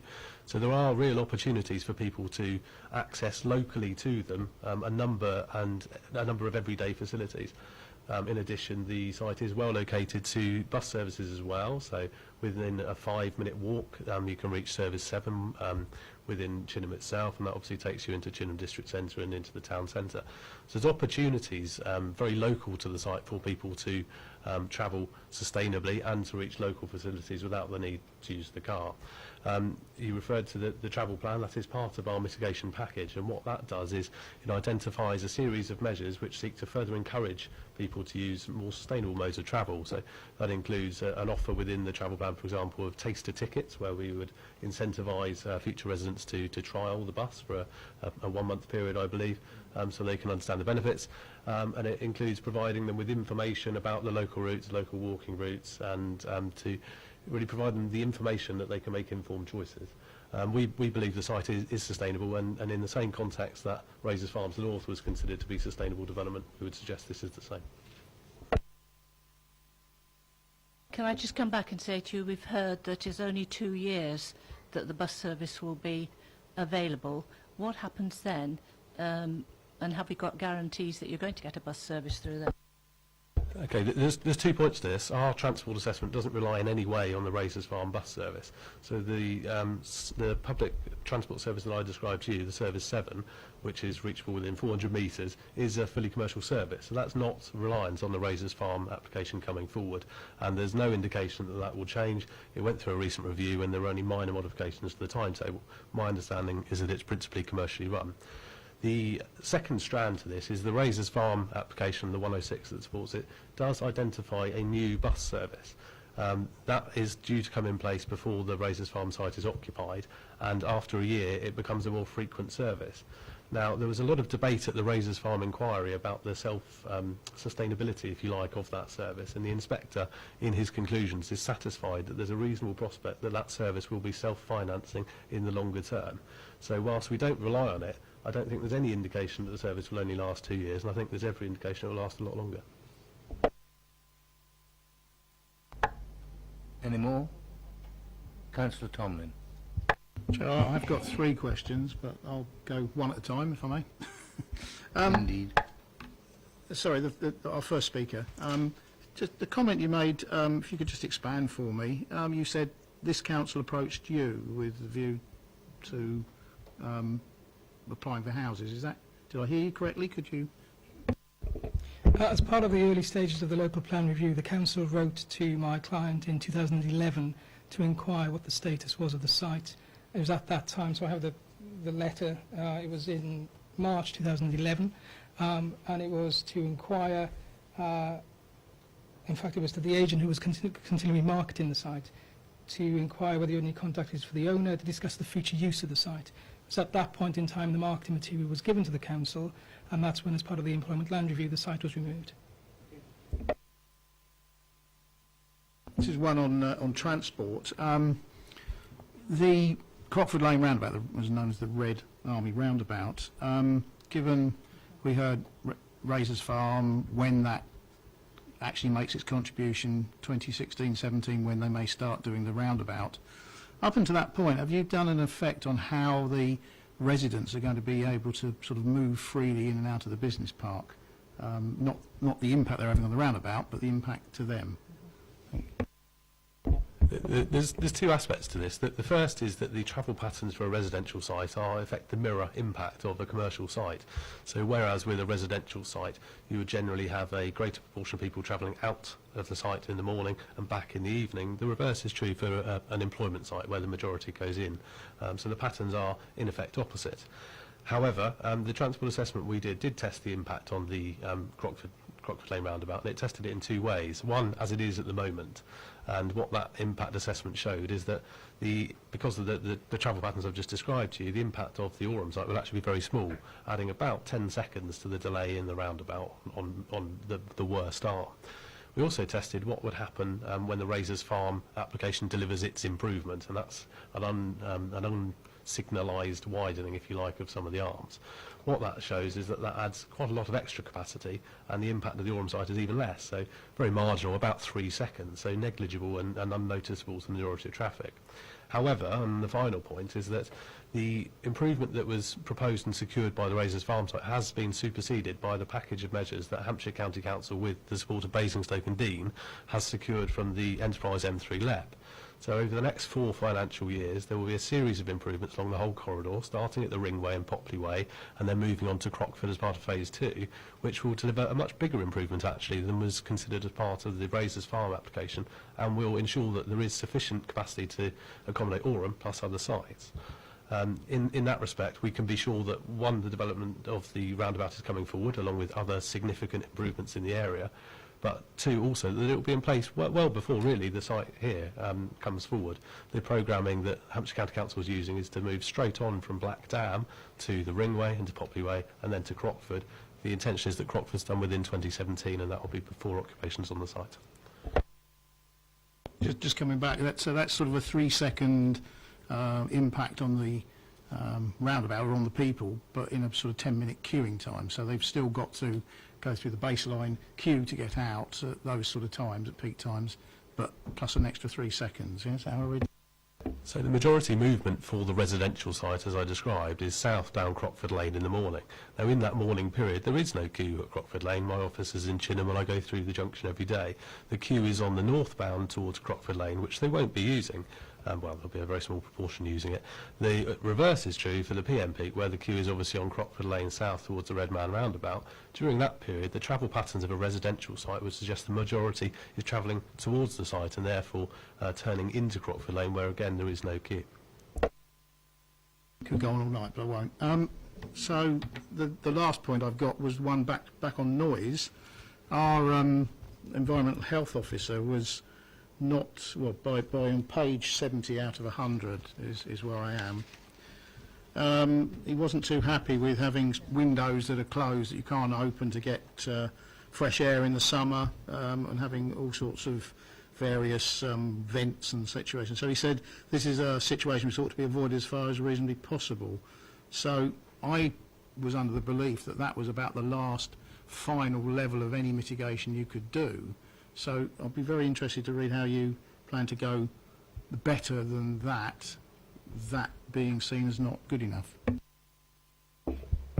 At this stage, with the outline nature of the scheme, the positioning of the houses on the site is indicative. The noise survey sets the levels and the condition which is attached to the outline application will have to be satisfied. Now that could include the situation in here in terms of trickle vents and triple glazing. It could mean the repositioning of the houses on the site. There are a number of things we could do at that stage to satisfy the condition. From the purposes of the committee, that condition is there to make sure that no housing is built that would cause an impact on residents at a future date. For a scheme of outline nature like this, because we're not applying for the position of the houses, we haven't tested that particular location for that particular house. It's a guide at this stage.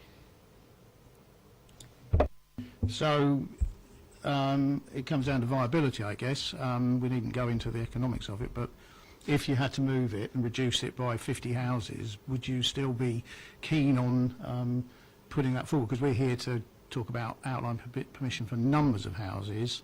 I agree, not their position and access. So there's got to be a point somewhere where you're not going to want to reduce the housing to mitigate against the noise by moving them. The description of the applications for up to 130 dwellings is a typical description for an outline scheme. 130, up to 130.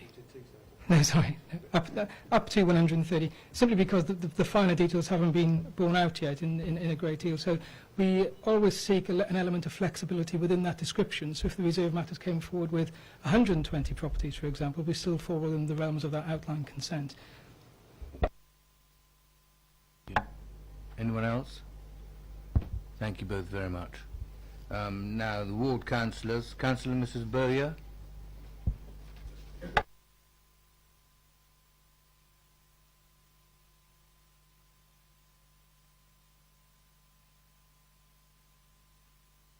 You have 4 minutes and I'll give you a minute's notice. Thank you. Good evening, everybody. I speak on behalf of myself and Councillor Elaine Still as the ward councillors for Chinham Ward, which also includes the residents of Taylor's Farm, aka Sheffield Park. We're very upset to see this planning application for up to 130 dwellings come to development control, following on from the 450 dwellings in Razors Farm. There is no joined-up thinking with these applications, and it puts increased pressure on services throughout Chinham and the surrounding areas. It is situated at the top of Chinham Business Park, right at the beginning of the main access through the park, which is a thriving area but is not set up to cope with the housing development and the problems it will incur. There are many HGV vehicles which access the park on a 24-hour basis, and I believe this would be a health and safety hazard to all parties, both in terms of noise and road safety. The local school in Chinham is at bursting point, so the catchment area for this site is to be Great Binfields. This certainly is not walking distance, which will necessitate residents having to use their cars to get their children to school, so adding more congestion to the already clogged up roads. The top of the business park is accessed over the railway bridge, and the site also borders the main railway line from London to Basingstoke and beyond, a line that carries most of the freight down to the docks in Southampton, and the amount of goods traffic at night is unbelievable. It's a 24-hour operation. This line is due to be electrified in 2016/17, and the bridge will have to be heightened to accommodate this, causing yet more disruption. The medical facilities in Chinham are also near to capacity, with the doctors telling the annual parish council meeting last month that they are looking for another site as they have nowhere to expand. And as for the shops they mention, there is a convenience store and a pharmacy down in Beaumont Road. There is nothing else. The nearest shops are the Chinham, Tesco's, etc. But the biggest problem is the road infrastructure. All the traffic entering at the top of the site at present from the A33 Reading direction has to come through Chinham. But with the opening of Cuffold Lane onto Hanmore Road, Sherfield Park will become a rat run for all this traffic. It isn't just about Chinham. This will cause chaos for the residents who have problems enough at present to get out of the estate onto a road that was never set up for this increased volume of traffic. We hear time and time again we need more houses, and 40% of these are affordable. But I believe the council also has a duty to look after existing residents, and with further development planned, unless more resources are put into highways, these developments are unsustainable and will make the residents, the existing residents, it will make their lives intolerable. And I urge you to think very carefully on your decision tonight. Thank you, Councillor. Any questions from members? Councillor Goodison. Thank you, Chair. I think Mr. Rees seemed to imply that he was under the impression that the local health facilities did have some spare capacity. From what you're saying, you do not hold that view. Are you quite satisfied that your opinion is the correct one? You heard Councillor Thornton from the Parish Council. The doctors did a presentation at the annual parish meeting, and the biggest problem is they cannot expand. They have a lot of part-time doctors, but it isn't the number of doctors, they just haven't got the rooms, etc., to expand. So while it looks that they probably have a low threshold per doctor, there is nowhere for the doctors to see the patients. And with a lot of the doctors doing minor surgery, etc., again, they were even talking about the possibility of moving to the business park because they just cannot expand where they are. And also parking is a huge problem down in Chinham. It's near to the Reading Road. Any more questions? Thank you, Councillor. Councillor Miller.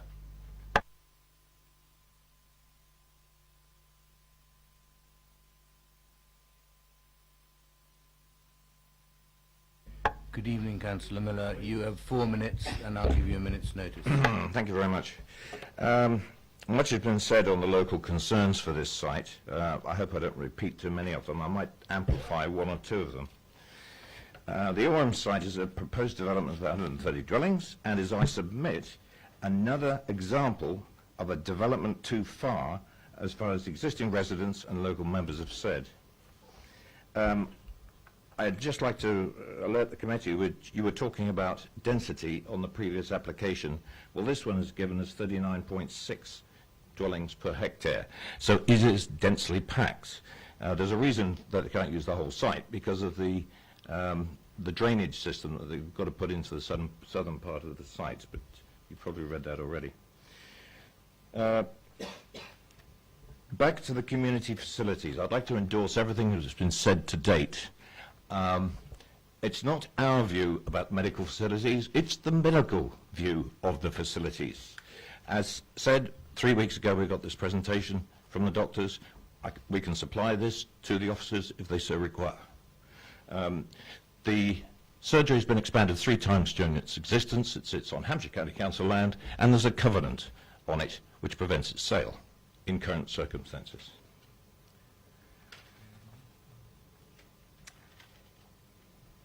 We objected to the Razors Farm development for what we believe to be sound reasons for lack of community facilities, and that was, 2 years ago, to support the development, but this was not accepted and that proposal was approved. To use that approval as a rationale for a recommendation for approval in this case goes against the approach we had heard on many occasions from officers that each site has been taken on its merits. You would have heard many times that at DC the cumulative impact should be considered, but here we have the argument that no particular shortfall in local facilities like doctors' surgeries and dentists, I quote, as quoted on Razors Farm, is also good for this. That's on page 71 of 100, by the way, if you'd like to see the quote and the argument used within the discussion. I would ask how far this approach is to be taken, and could we investigate at what point do we reach the limits of these facilities? How far can we expand without doing anything to counter the number of houses that are being developed? It should be noted that the NHS is stretched nationally, and the recent presentation you've heard about. By the way, there was mentioned by the developer in his presentation that there was very few objections after the presentation in Chinham, which I attended, as did every one of the parish councillors and ward councillors. The reason was they were so disappointed with the reaction of Taylor's Farm, where we had public meetings and an awful lot of letters were pushed in by the residents. They were fed up, absolutely fed up, and they say, what can we do? And that's the reason that the response was so low. 1 minute to go. That's fine. Interestingly, I got confused in the report because the Transport Authority had 2 different views about whether it was sustainable or not sustainable. And then you go on to condition 22 on the same subject. That was on page 47 of 100. It says it's not sustainable. Turn to page 55 and it says it's sustainable. I got very confused on that, so I'm quoting the words that are in the report. I think it's been corrected in the update, by the way, but having received it only tonight, I had no chance to verify it. Water. The use of Grampian-style conditions seems to be increasing in similar applications due to the inability of the existing water infrastructure to accommodate the needs of the application. That's what Grampian conditions mean, by the way. Recreational facilities, I see that there are some considerations for that. I hope we don't repeat the mistake is being repeated that was repeated in the Razors Farm applications. You've heard enough about schools. Thank you very much, Chair, and I ask you to consider this application very carefully. Thank you. Members, any questions for Councillor Miller? No? Thank you then. Right, members. Questions to officers? Councillor Osselton. Yes. Followed by Councillor Tomlin. If you look at page 70 of 100, it says chemical contamination. In view of the fact that there's now difficulty with selling of houses, etc., you say that the eastern side of the site has not been subjected to investigation for chemical testing. Is that going to take place? There's a condition on the in the recommendations that requires them to do contamination of that, then it would include the whole site. And I can't see anywhere in here that we're actually satisfied with the rest of the site for chemical. Just says that chemical analysis in 2000, etc.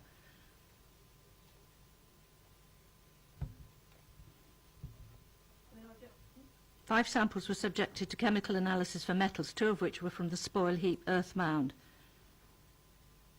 Yeah.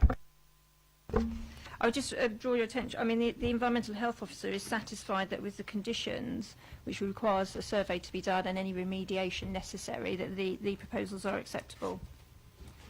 And they also, I mean, they say that there may be potential for contamination, but then that would be picked up in the report that they would have to submit.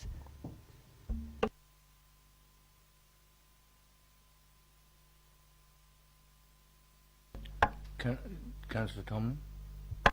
Thank you, Chair. It's a question really for highways. Got to bring them in somewhere. On the It's the very last page of our brief. Is a plan of the second or the eastern access out of Vaughan into the site.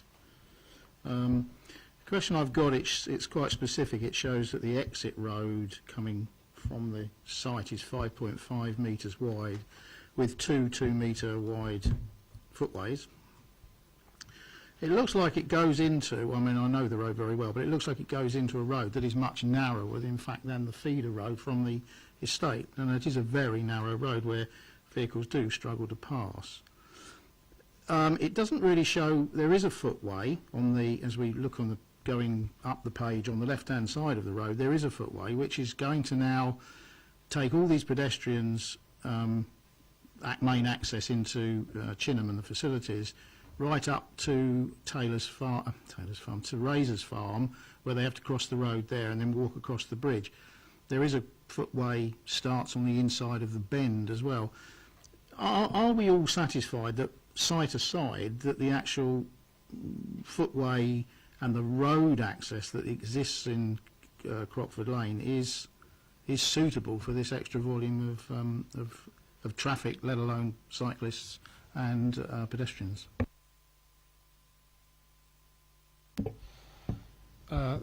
This arrangement of roads and the junction and the access to Razor's Farm initially, and then the addition of the Oldham site will all looked at and assessed by County Council's engineering consultancy, and yes, they're satisfied with the design.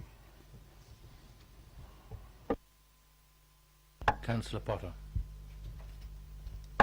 Thank you, Chair. A question to the officers, if I may. I mean, bearing in mind this is an outline application, obviously I wanted to just talk through a more general point as a question with them. I mean, mindful in terms of our responsibility as a Development Control Committee in the best interest of this authority and the avoidance of appeals where possible. And I took Councillor Miller's point about any reference we might make to the Razor's Farm site, which we rejected originally, went to appeal, and we were turned over.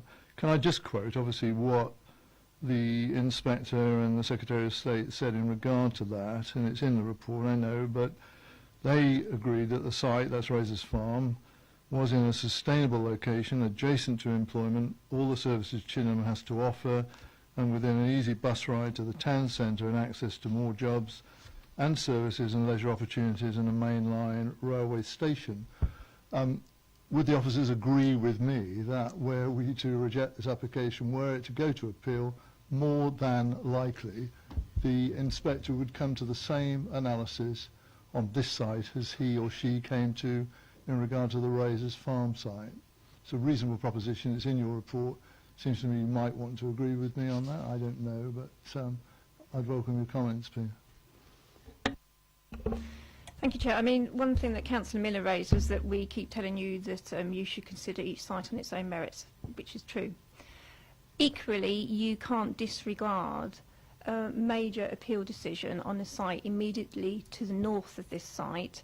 That site actually sat outside your settlement policy boundary. It was a greenfield site. As Councillor Potter has pointed out, the inspector there and the Secretary of State found that that was a sustainable location, that the impact in terms of traffic could be mitigated against, and it wasn't severe and was acceptable in that regard. This site is within your settlement policy boundary, so the principle of development is already accepted. It's part of an allocated employment area, and has already been discussed earlier on in the evening. If you were to allow an employment use on the area, it would actually generate more traffic than the residential scheme that's before you tonight. This site is closer to the facilities that the Inspector and the Secretary of State agreed were in close proximity to the Razor's Farm decision. So yes, I would agree with Councillor Potter. If this was to be refused, it would be highly likely that the developer would go to appeal, and in my professional opinion, it would be highly likely to be allowed. And equally, as with the Razor's Farm decision, they had a full cost award against the council. And that is another issue that you need to consider, that there is the potential for that to happen as well.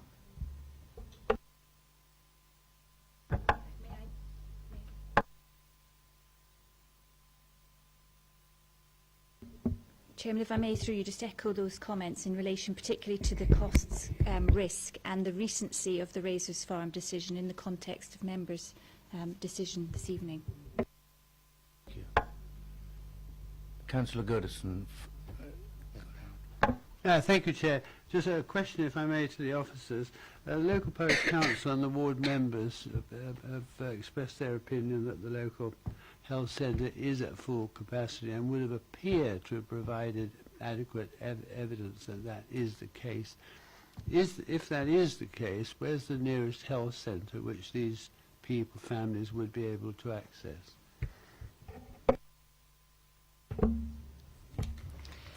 I could only refer you back to the Razors Farm decision, where evidence was submitted there by the developers that they'd looked at all the local facilities, and as my understanding was, that included the doctor's surgeries. And the Secretary of State and the inspector there said that the evidence submitted indicated that there was no particular shortfall. We can only go on that. We haven't got anything submitted to counter that at the moment. I know that local parish councillors are saying that there's an issue there, but when that was considered at the Razors Farm inquiry towards the end of last year, where members of the parish appeared at the inquiry, the inspector still found that there was no shortfall there, that the impact of the 425 houses from Razors Farm would not have an impact there. Councillor Bound. Yeah, it's just a brief question. I mean, I think Councillor Miller also sort of asked a question about the cumulative effect of all of these developments on the local facilities, and when does it become unsustainable? And if it's not tested, how do you know when that point is reached? I would say that it's already been tested. 425 houses was considered acceptable by the Inspector and the Secretary of State, so it's already been tested. This scheme is providing for contributions towards education, and quite a substantial amount, as the agent suggested earlier. It's equally providing a package in terms of to address the traffic issues as well, and therefore, because of that, the impact in terms of traffic isn't severe. The scheme itself does not generate the requirement to provide a doctor's surgery. It's too small. It would be unreasonable to suggest that this scheme should contribute towards doctor's surgeries. We don't usually take contributions towards doctor's surgeries. We take them towards community facilities, but not doctor's surgeries per se.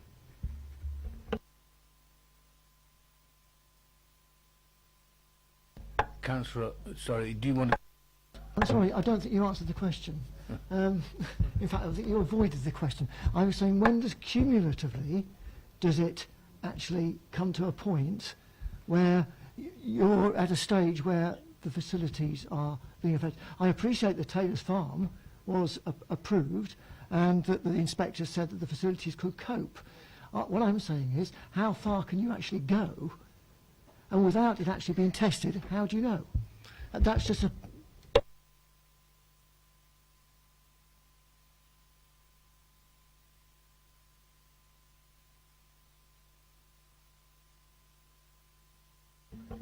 Can I just say, I mean, as I've said before, each scheme is assessed on itself. So we have a package in terms of the Section 106, which would secure various contributions that would mitigate against that. And each scheme is done in that way.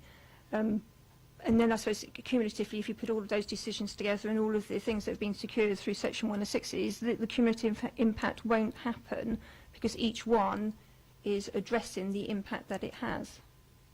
Does that sound logical?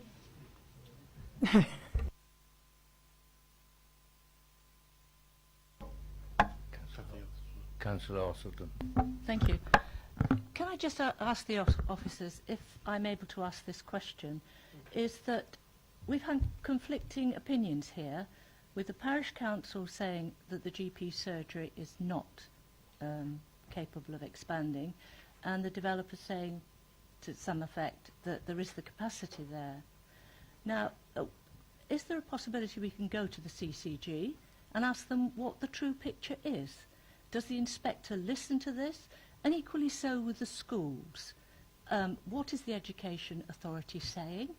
because I think that the people of this borough need to be listened to, because if there is no capacity, then they need to know this, and the same with the schools. Health and education, very, very important to this borough. Can we do something? Can that go forward? With regards to schools, the Orham site is contribution towards additional spaces at Great Binfield, so it is addressing the impact that it would have on the local schools there. I know that the concerns that you're expressing, possibly on the earlier application as well, is a wider one in terms of how Hampshire County Education are actually assessing what's available in the area.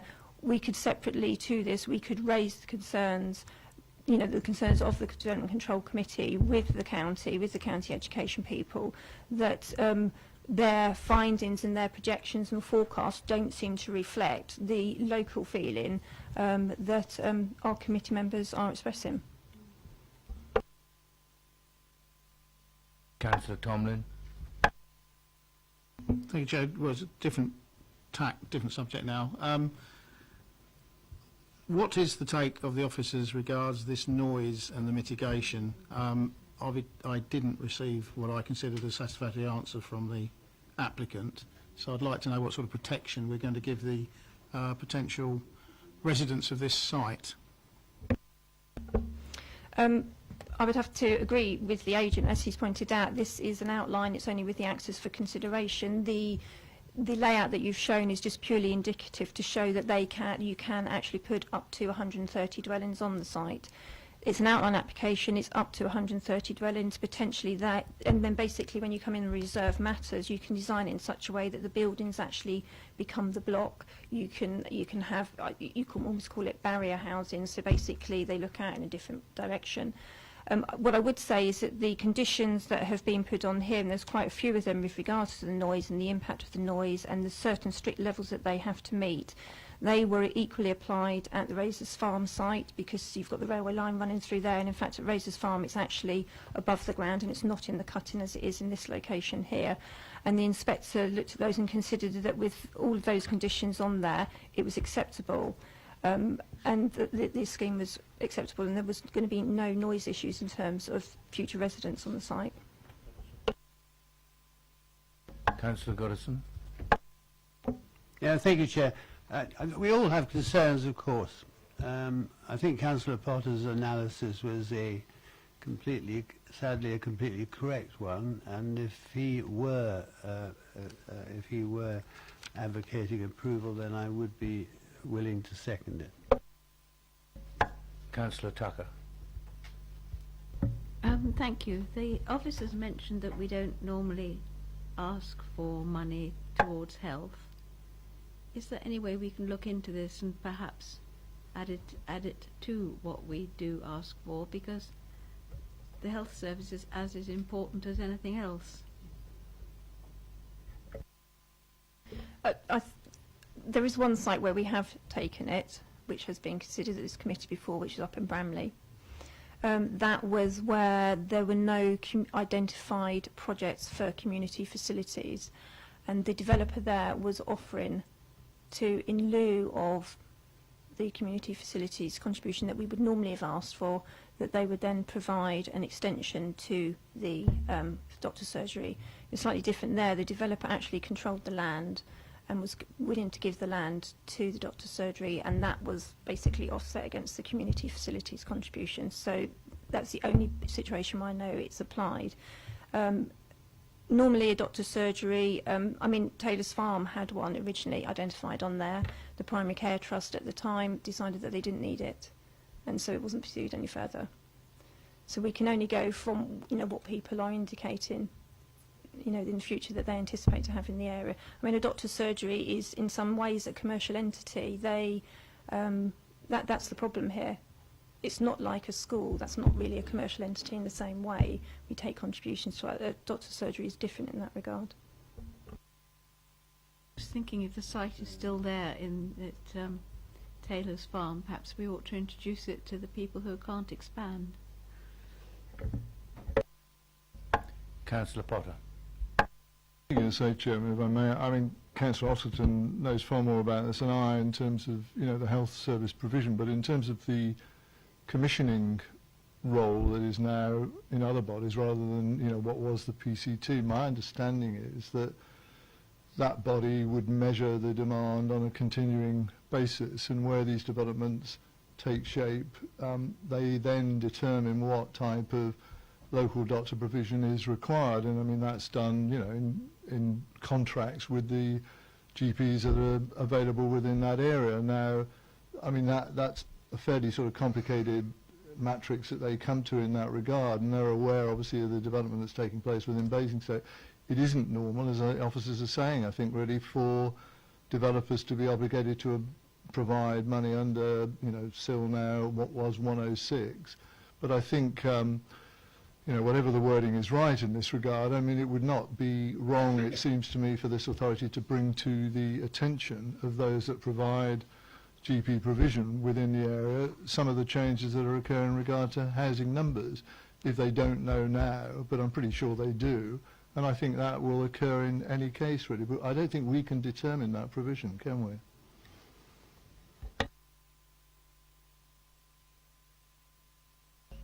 Councillor Austin.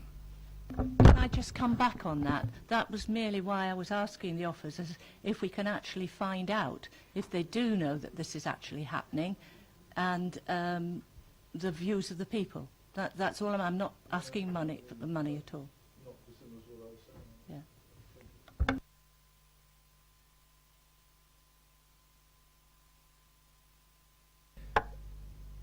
Councillor Potter, were you going to propose? I'm very happy to. I mean, I'm always reluctant to, you know, hold the this proposal process, but it seems as if it would help. I mean, I'm very happy to move. Sorry, very happy to move the officer's recommendation in regard to this proposal. And I think Councillor Goddison was seconding it. He was seconded.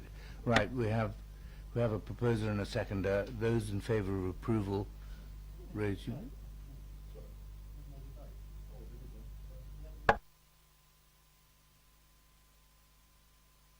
I apologise. Well, we'll have a debate then. Who wishes to speak? Yeah.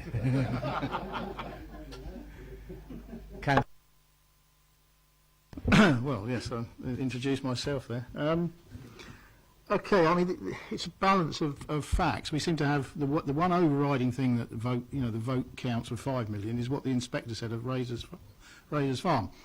On the other hand, here we are at development control, and we're seeing that there are issues with noise, the sustainability of it with regards to transport, the fact that children have got to get to a school 3 miles away, that actually has massive, well, it has fisticuffs with the people that go there at the moment. So we're sitting here complicit in accepting because we believe the inspector will just turn it over on us. It goes back to challenging the fundamental viability of having development control, but we've got the noise problems, we've got problems with getting in and out of this business park. We've got the fundamental thing that this was a piece of prime, it was a prime jewel in Basingstoke's crown, the business park. And this is Hampshire International Park, there's the MEP site further south. And I must admit personally, it's not part for this committee, but I must have completely missed this employment land review, because it's news to me that this particular site was taken out. I'm aware it hasn't sold. That's pretty obvious, but it's a kind of thing we start to sell the crown jewels. You know, what are we going to do in the future with a site that's clearly geared up for it?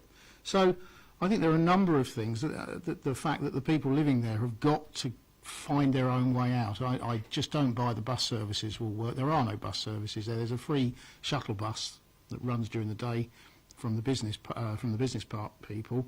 We may or may not see what comes forward because of Razors Farm, and I just think that everything we've heard, 3 parish councils are against this and have concerns. It's not just like one; it's the whole area. There are great concerns, and I just think that if we avoid under the fear of an inspector's view, it just concerns me that I thought we knew our patch, we knew our people of Basingstoke far more than the inspectors. So anyway, that's all I have to say. Thank you. Thank you. Any other comments? No? Well, let us move to a vote. Those in favour of approval?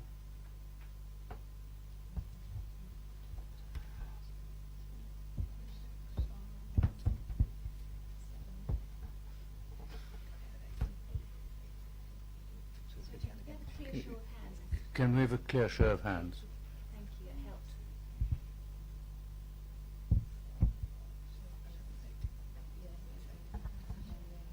Those against?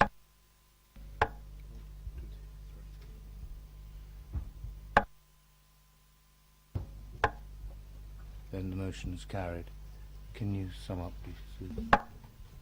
Thank you, Chair, that the application be approved subject to the conditions and the amended condition 22 on the update paper.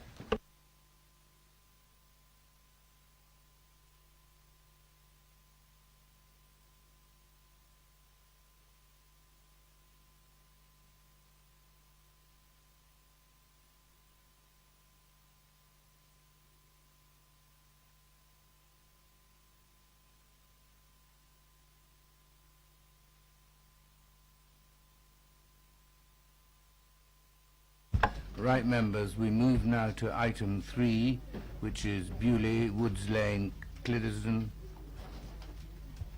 and the officer presenting is Trevor Campbell-Smith, and there are no speakers.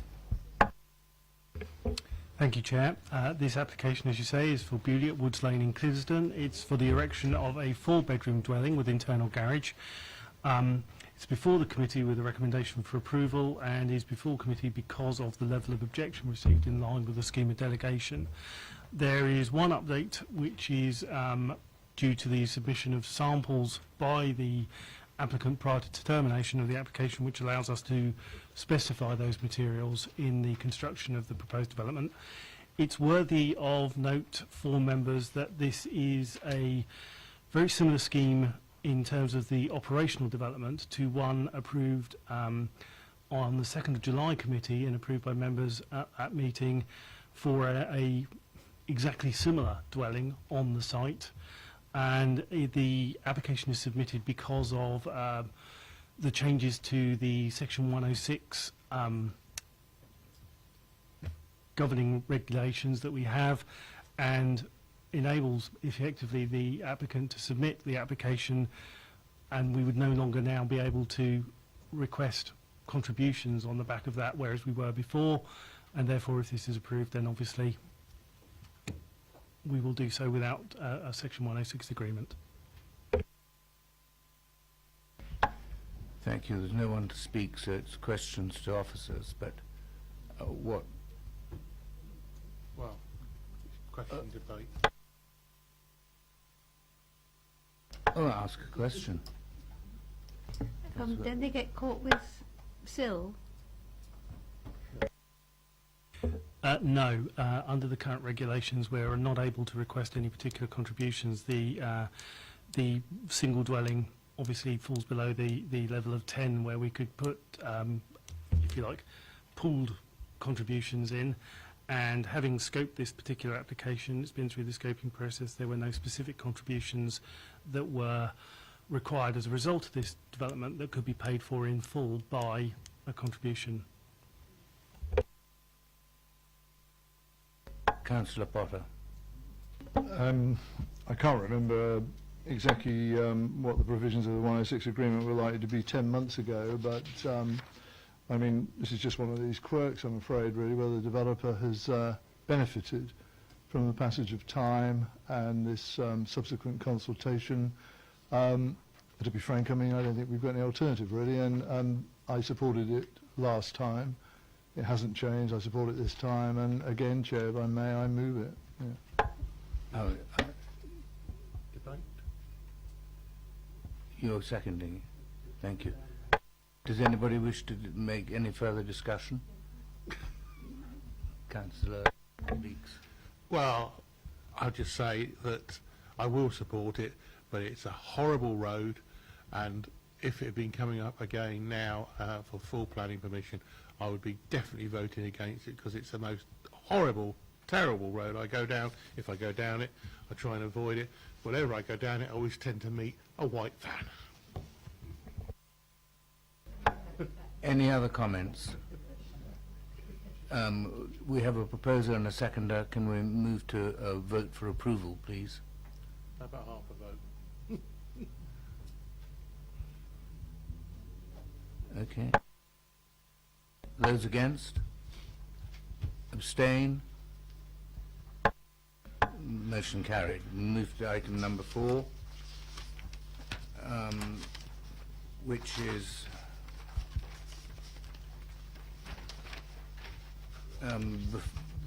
before us because it is an employee of the council.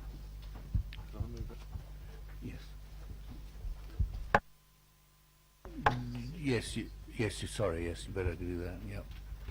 Thank you, Chair. Just to confirm, the previous item was approved by members as per the order paper. To move on to item 4, 51 Cumberland Avenue in Basingstoke. It's a proposal for the erection of a first floor extension over garage, and is before members simply because the applicant is an employee of the council.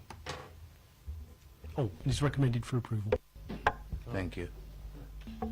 Chairman, I'd like to move the recommendation. I have a proposer and a seconder. Those in favour of approval? Carried. Thank you. Trevor, do you want to? Thank you, Chair. That item is also approved as per the order paper. Thank you, members. That is it. Oh, no, appeals. C, appeals. Thank you, Chair. This is the quarterly appeals report to cover the February to April appeals quarter. As you know, I don't normally spend a huge amount of time on this paper. It's more of a for information paper, but I did want to bring members' attention to a couple of points in relation to costs. This is particularly at paragraph 1.4 of this report, and a cost settlement that we always report when the final settlement has gone through for £17,250. I'll also go on to a couple of points on Appendix A in a second on cost as well. But the reason I wanted to bring to members' attention is because the value obviously is significant, so I think it's right to report to committee in any case. But on this particular enforcement case, there were some quirks, if you like, which came out of the process for the appeal, which partly informed the final amount. Effectively, what this was about was a unlawful development which was reported to the council's enforcement team, which was a building in the rear garden of 250 Old Worthing Road, which at some point started to be used as a separate unit of accommodation. And as the committee will be aware, if something is used undetected for 4 years, it effectively becomes lawful. The council nevertheless served an enforcement notice, and when we got to the public inquiry, because when you have an enforcement notice related to trying to demonstrate whether something is lawful or not, there has to be legal arguments, so it has to be done at public inquiry, the issue of concealment came out. And this is a principle around if someone has deliberately concealed information at the time of investigation, the 4-year rule effectively no longer applies. So what the inspector found was that the council were absolutely within their rights to serve the enforcement notice. So on that first ground, the council, if you like, were successful. The reason why the council had costs awarded against was on the second part of the assessment for an enforcement notice. That is to demonstrate that, having identified there's a breach of planning control, well, what is the harm from that breach?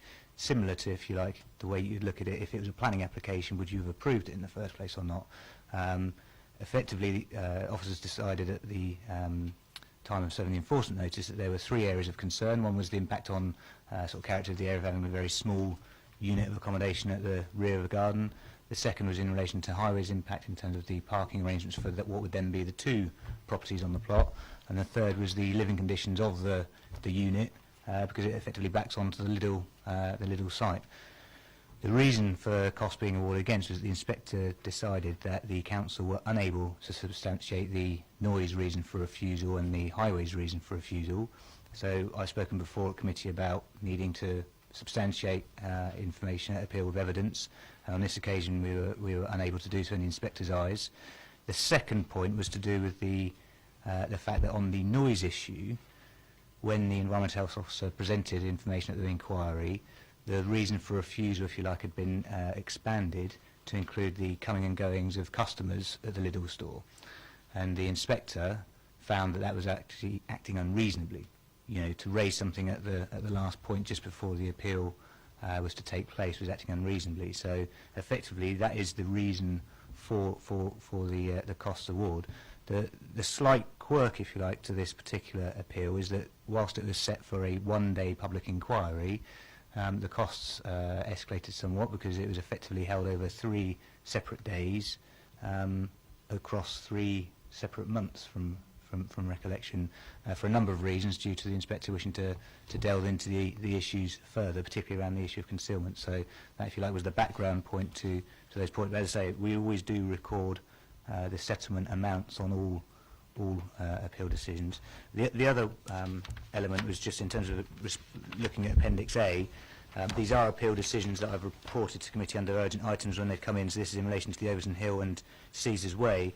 Again, I suppose just trying to follow up the issue of costs to explain our experiences with the planning inspectorate more recently. So on the Overton Hill application, committee may recall that it was refused on grounds of impact on landscape and the sort of sustainability of the site. Following a review of the decision and effectively consultation with local ward members under the terms of the Constitution, it was decided that those reasons for refusal would be withdrawn. And when it came to the appeal, which was held anyway, the inspector found, well, actually he would have allowed it in any case because those were principal issues for something which was effectively being taken forward in the emerging local plan. So the principal issues in some ways had been considered already. In that situation, the inspector found that the council had not acted unreasonably because, having reviewed and, if you like, managed the appeal process and having reviewed our position in light of, at that time, the Razors Farm decision and the fact that the submission local plan had been submitted, that it was reasonable for the council to then review their position before the appeal. So that's, I suppose, one demonstration of how the decision can be reviewed as it goes on. The other is in relation to Caesars Way. Again, I reported this. There was a costs award there because, again, it was on the issue of not being able to substantiate the reason for refusal of evidence. In that particular case, it was in relation to neighbourhood planning and prematurity. But again, it's just another example of how the planning inspectorate will deal with costs in different ways. So it's largely related to substantive costs on not being able to substantiate evidence, and on other costs in relation to behaviour and the way that you manage the appeal.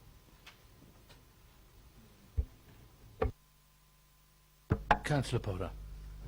If I may, Chair, I just want to ask Mike whether, and it must just be me, but are we any clearer about the weight that will be put on the local neighbourhood plans and the stages at which they may be influential on any inspector's decision? I mean, I've seen some case law, and I know it's been brought to our attention, saying one thing. I see other things that, quite frankly, take a opposite view, really, which has been endorsed by the Secretary of State. So, I mean, from a personal point of view, I'm really not very clear about it.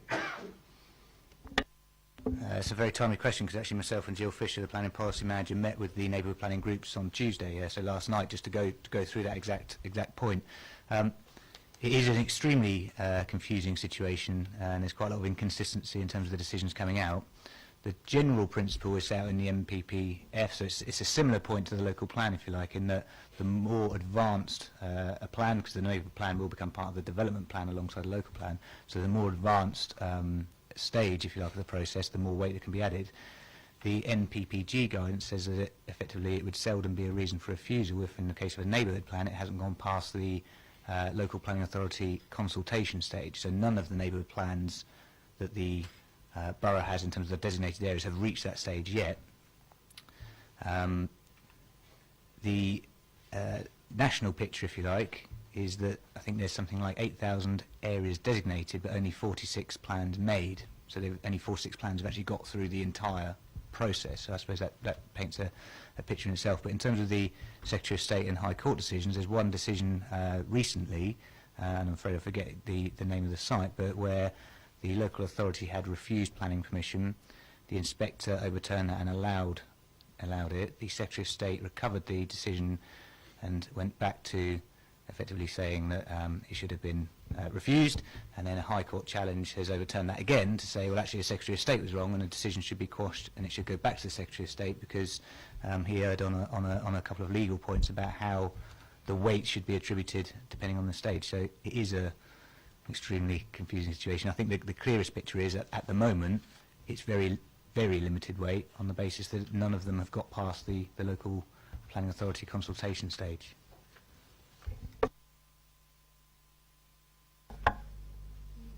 All happy?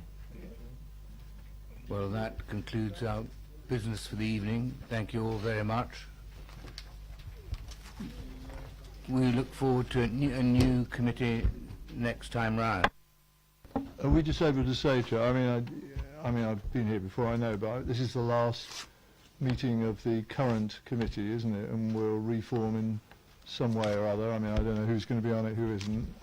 Not sure about my own position yet anyway, but having said all that, it's just to thank you for your chairpersonship over the period and your vice chairs, and also, I mean, particularly the officers really who've indulged us over the 12 months and kept their comments to themselves, I'm sure already, but you know, we are grateful for the professional support we get on a regular basis.